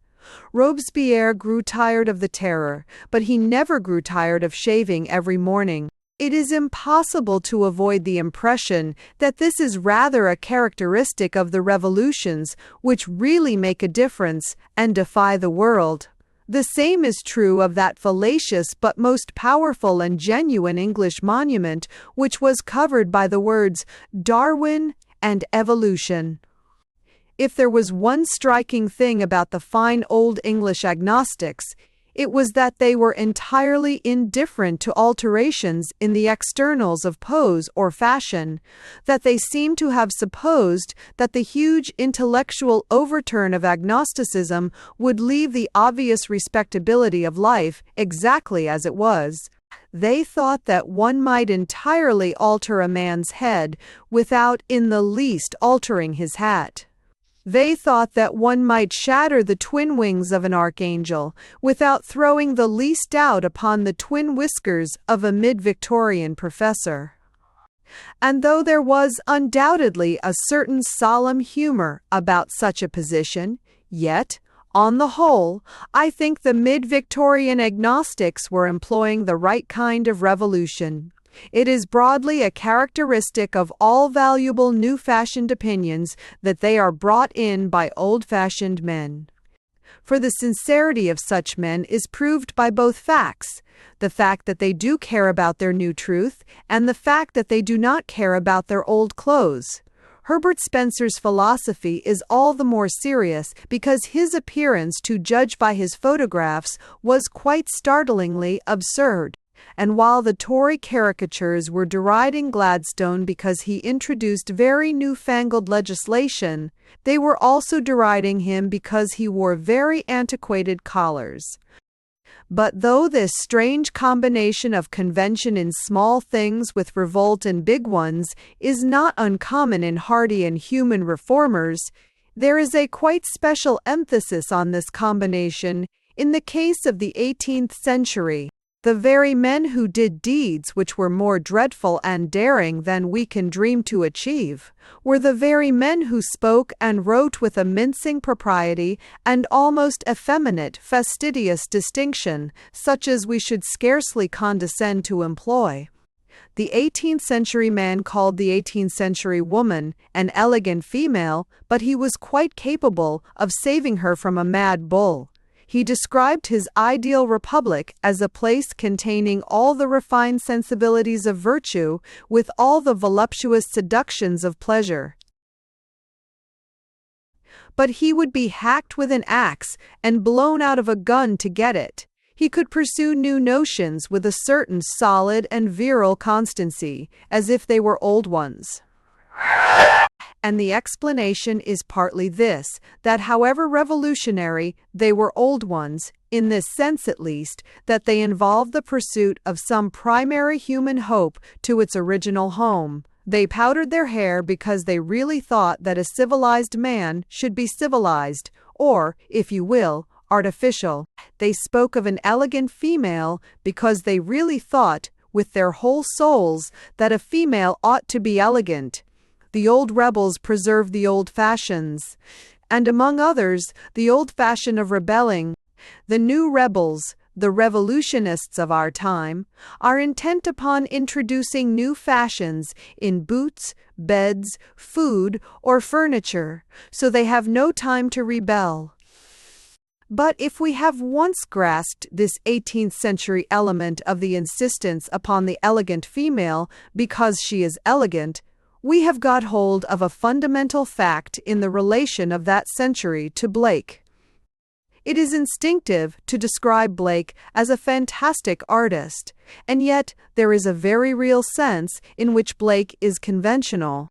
If any reader thinks the phrase paradoxical, he can easily discover that it is true. He can discover it simply by comparing Blake, even in his most wild and arbitrary work, with any merely modern artist who has the name of being wild, with Aubrey Beardsley, or even with Rossetti.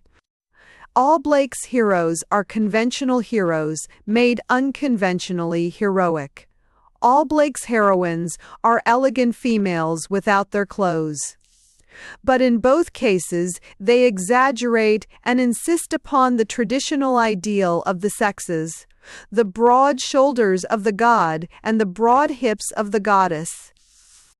Blake detested the sensuality of Rubens, but if he had been obliged to choose between the women of Rubens and the women of Rossetti, he would have flung himself on the neck of Rubens, for we have a false conception of what constitutes exaggeration.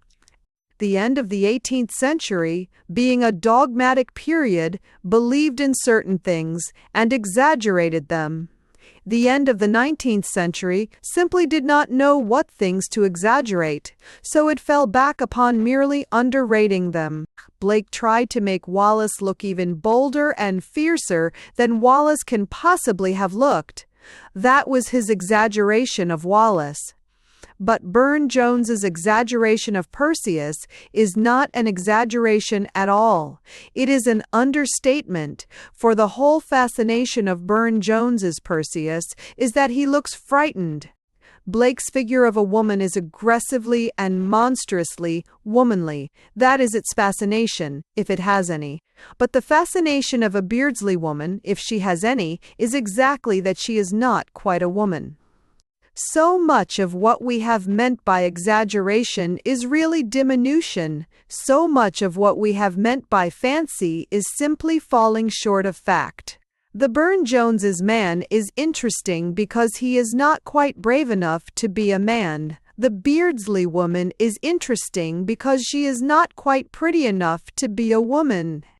But Blake's men are brave beyond all decency, and Blake's women are so swaggeringly bent on being beautiful that they become quite ugly in the process.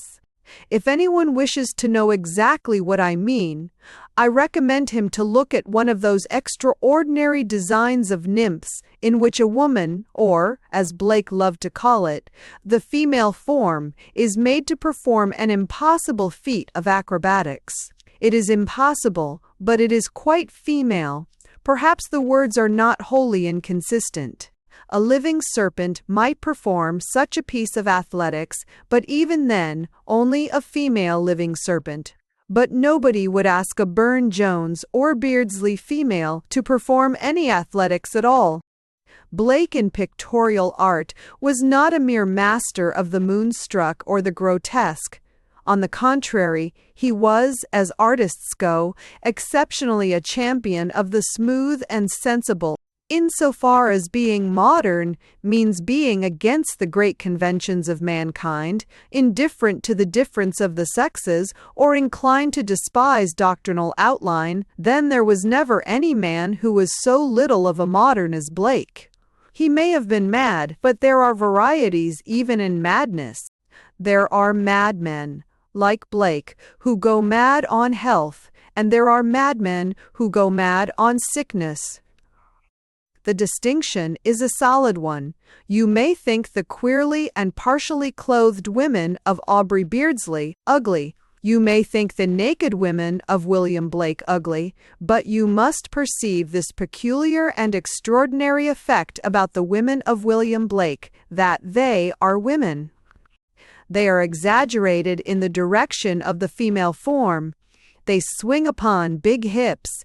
They let out and loosen long and luxuriant hair. Now, the queer females of Aubrey Beardsley are queerest of all in this, that they are not even female. They are narrow where women have a curve, and cropped where women have a head of hair. Blake's women are often anatomically impossible, but they are so far women that they could not possibly be anything else. This comparison between Blake's art and such art as Aubrey Beardsley's is not an invidious impertinence, it is really an important distinction. Blake's work may be fantastic, but it is a fantasia on an old and recognizable air. It exaggerates characteristics. Blake's women are too womanish, his young men are too athletic, his old men are too preposterously old. But Aubrey Beardsley does not really exaggerate, he understates. His young men have less than the energy of youth. His women fascinate by the weakness of sex rather than by its strength. In short, if one is really to exaggerate the truth, one must have some truth to exaggerate. The decadent mystic produces an effect not by exaggerating, but by distorting. True exaggeration is a thing both subtle and austere. Caricature is a serious thing. It is almost blasphemously serious. I am endostren nu where. Caricature really means making a pig more like a pig than even God has made him. But anyone can make him not like a pig at all. Anyone can create a weird impression by giving him the beard of a goat. In Aubrey Beardsley, the artistic thrill, and there is an artistic thrill, consists in the fact that the women are not quite women, nor the men quite men. Blake had absolutely no trace of this morbidity of deficiency. He never asks us to consider a tree magical because it is a stunted tree, or a magician merely because he has one eye. His form of fantasy would rather be to give a tree more branches than it could carry, and to give a man bigger eyes than he could keep in his head. There is really a great deal of difference between the fantastic and the exaggerative. One may be fantastic by merely leaving something out. One might call it a fantasy if the official portrait of Wellington represented him without a nose. But one could hardly call it an exaggeration. There is an everlasting battle in which Blake is on the side of the angels, and what is much more difficult and dangerous, on the side of all the sensible men. The question is so enormous and so important that it is difficult to state even by reason of its reality. For in this world of ours we do not so much go on and discover small things, rather we go on and discover big things. It is the details that we see first, it is the design that we only see very slowly, and some men die never having seen it at all, We all wake up on a battlefield. We see certain squadrons in certain uniforms gallop past. We take an arbitrary fancy to this or that color, to this or that plume, but it often takes us a long time to realize what the fight is about, or even who is fighting whom. One may say, to keep up the metaphor, that many a man has joined the French army from love of the Horse Guards blue. Many an old-fashioned 18th-century sailor has gone over to the Chinese merely because they wore pigtails. It is so easy to turn against what is really yourself for the sake of some accidental resemblance to yourself. You may envy the curled hair of Hercules, but do not envy curly hair until you wish that you were a nigger. You may regret that you have a short nose, but do not dream of its growing longer and longer till it is like the trunk of an elephant. Wait until you know what the battle is broadly about before you rush roaring after any advancing regiment. For a battle is a complicated thing. Each army contains coats of different color. Each section of each army advances at a different angle. You may fancy that the greens are charging the blues exactly at the moment when both are combining to effect a fine military maneuver. You may conceive that two similar-looking columns are supporting each other at the very instant when they are about to blaze at each other, with cannon, rifle, and revolver. So in the modern intellectual world, we can see flags of many colors, deeds of manifold interest. The one thing we cannot see is the map. We cannot see the simplified statement which tells us what is the origin of all the trouble.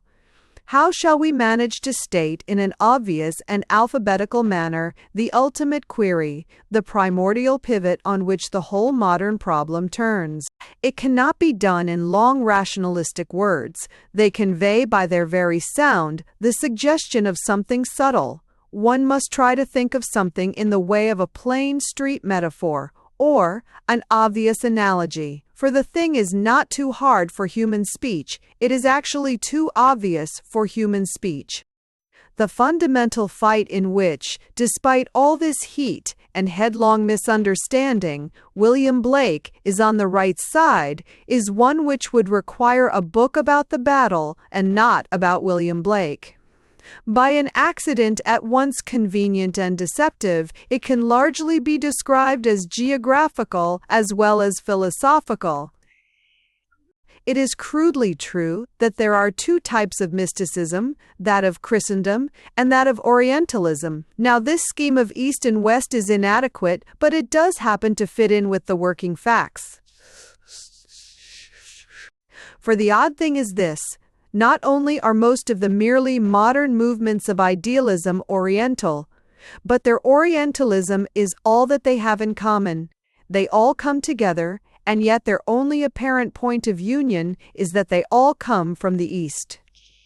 Thus, a modern vegetarian is generally also a teetotaler, yet there is certainly no obvious intellectual connection between consuming vegetables and not consuming fermented vegetables.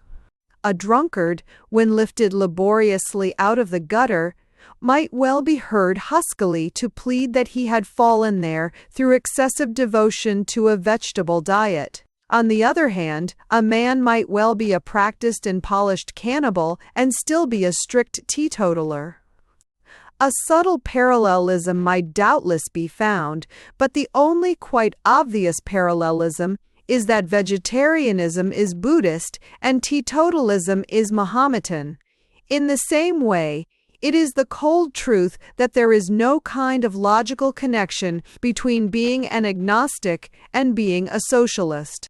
But it is the fact that the Chinese are as agnostic as oxen, and it is the fact that the Japanese are as socialistic as rats. These appalling ideas, that a man has no divine individual destiny, that making a minute item in the tribe or hive is his only earthly destiny, these ideas do come altogether out of the same quarter. They do in practice blow upon us out of the east, as cold and inhuman as the east wind.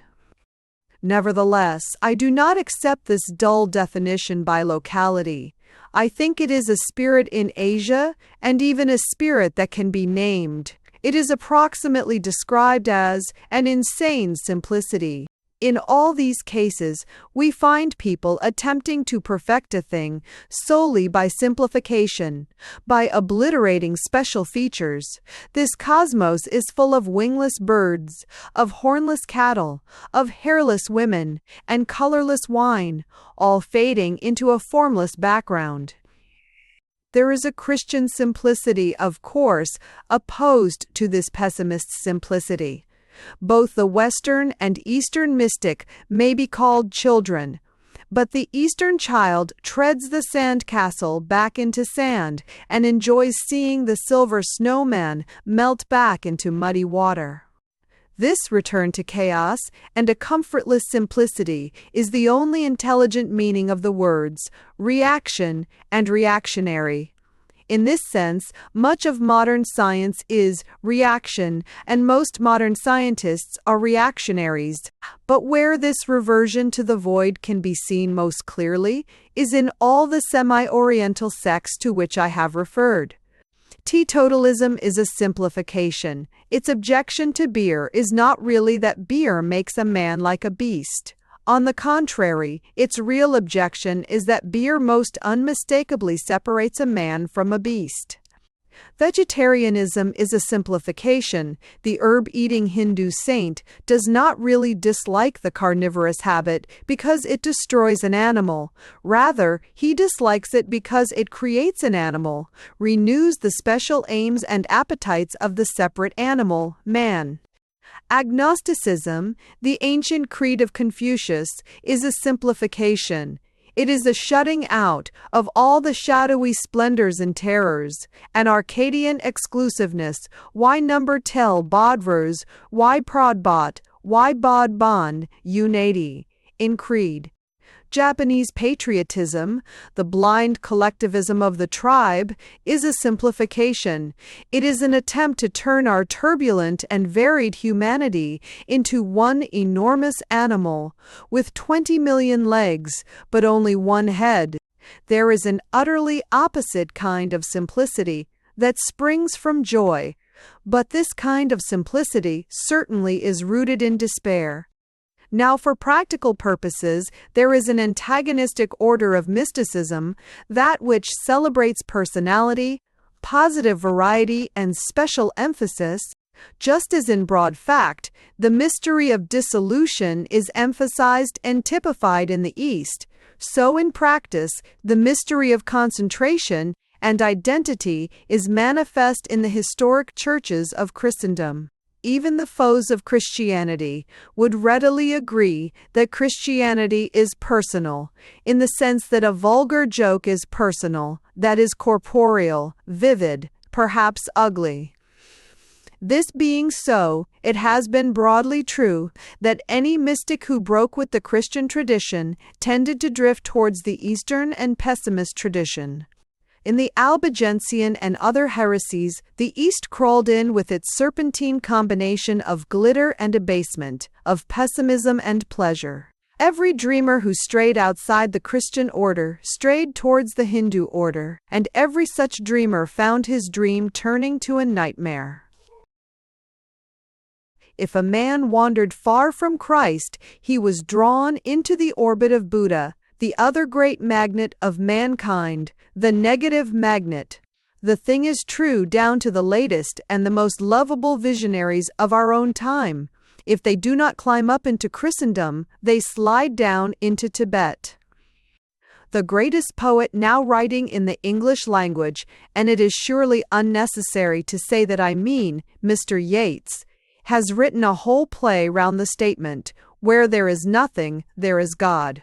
In this he sharply and purposely cuts himself off from the real Christian position, that where there is anything, there is God. But though, by an almost political accident, Oriental pessimism has been the practical alternative to the Christian type of transcendentalism, there is, and always has been, a third thing that was neither Christian in an orthodox sense nor Buddhistic in any sense. Before Christianity existed, there was a European school of optimist mystics, among whom the great name is Plato. And ever since there have been movements and appearances in Europe of this healthier heathen mysticism, which did not shrink from the shapes of things or the emphatic colors of existence. Something of the sort was in the nature worship of Renaissance philosophers. Something of the sort may even have been behind the strange mixture of ecstasy and animality in the isolated episode of Luther. This solid and joyful occultism appears at its best in Swedenborg, but perhaps at its boldest and most brilliant in William Blake. The present writer will not, in so important a matter, pretend to the absurd thing called impartiality. He is personally quite convinced that if every human being lived 1,000 years, every human being would end up either in utter pessimistic skepticism or in the Catholic Creed. William Blake, in his rationalist and highly Protestant age, was frequently reproached for his tenderness towards Catholicism, but it would have surprised him very much to be told that he would join it. But he would have joined it if he had lived 1,000 years, or even perhaps 100. He was on the side of historic Christianity, on the fundamental question on which it confronts the East, the idea that personality is the glory of the universe and not its shame, that creation is higher than evolution because it is more personal, that pardon is higher than nemesis because it is more personal, Scrastion, that the forgiveness of sins is essential to the communion of saints and the resurrection of the body to the life everlasting. It was a mark of the old Eastern initiations. It is still a mark of the grades and planes of our theosophical thinkers that as a man climbs higher and higher, God becomes to him more and more formless, ethereal, and even thin. And in many of these temples, both ancient and modern, the final reward of serving the god through vigils and purifications is that one is at last worthy to be told that the god doesn't exist. Against all this emasculate mysticism, Blake, like a titan, rears his colossal figure and his earthquake voice. Through all the cloud and chaos of his stubborn symbolism and his perverse theories, through the tempest of exaggeration and the full midnight of madness, he reiterates with passionate precision that only that which is lovable can be adorable, that deity is either a person or a puff of wind. Cool, that the more we know of higher things, the more palpable and incarnate we shall find them, that the form filling the heavens is the likeness of the appearance of a man. Much of what Blake thus wildly thundered has been put quietly and quaintly by Coventry Patmore, especially in that delicate and daring passage in which he speaks of the bonds, the simpleness, and even the narrowness of God. The wise man will follow a star, low and large and fierce in the heavens, but the nearer he comes to it, the smaller and smaller it will grow, till he finds it, the humble lantern over some little inn or stable. Not till we know the high things shall we know how lowly they are. Meanwhile, the modern superior transcendentalist will find the facts of eternity incredible because they are so solid. He will not recognize heaven because it is so like the earth. The popular library of art, planned expressly for the general public. The publishers do not hesitate in putting forward volumes on subjects which, even if handled most convincingly before, are worth repeated handling from new points of view, and they trust each volume will prove a fresh and stimulating appreciation of the subject it treats. Each volume about 200 pp. Average number of illustrations, 45. Albrecht Dürer, by Lena Eckenstein, Yves Rossetti, by Ford Madox Huffer, Aprentax, Hufer, Aprentax, by Auguste Debray, L. Srexher, Brycalm, by Clementina Black, Millet, Eprentau, my Clementina, Black, my Romain Roland, Aprens Calment, my Gainsborough, my Dr. Georg Grono, Aprens Calmborough, my Gainsborough, by Aferby Chamberlain, one time, my Claire, by Julia Cartwright, Mrs. 80, FDSSSTSSSSTSDSSSSSTSDSSSSSSD Veri, TSSSSS Tan, Velasquez, High, by Auguste Burriel, First DSSSSSST, Furiesss, FSSSR, First DSSSSSR, Herferi, First DSSSR, First DSSSSSDZSSR, First, yes, by Ford Madox Huffer, SE by SEEC,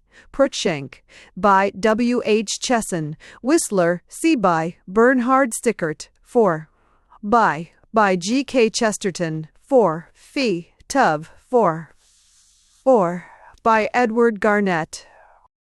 A charming series, the pictures serve admirably the best purpose of book illustration and help the reader the better to understand the letterpress.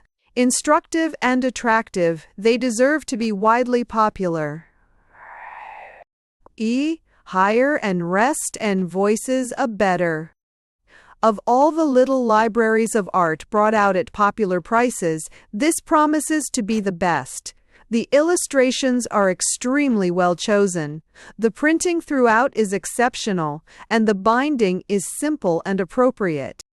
Last, new, and rescaments in the way they're rampant to appears. Conducted on other lines than those of the many series of small books on art which the Times bring forward so plentifully, in each case a critical essay which contains real criticism, interesting and stimulating. Transcriber's note. In this file, text in italics is indicated by underscores, and text in bold is indicated by equals signs. The following corrections were made to the text by the transcriber. Page 30. Mary Wollstonecraft corrected. To Mary Wollstonecraft. Page 46. Everyone corrected. To everyone. Page 60. Leonardo da Vinci corrected. To Leonardo da Vinci. Page 70. Reindeer corrected. To reindeer. Page 88. 4 of 5 different poems corrected to 4 or 5 different poems. Page 91. Oh, Mr. Cromek, how do you do? Corrected to, oh, Mr. Cromek, how do you do? Page 1.1. If pure lines existed only on the human mind. Corrected to, if pure lines existed only in the human mind. Thanks for listening to William Blake by G. K. Chesterton.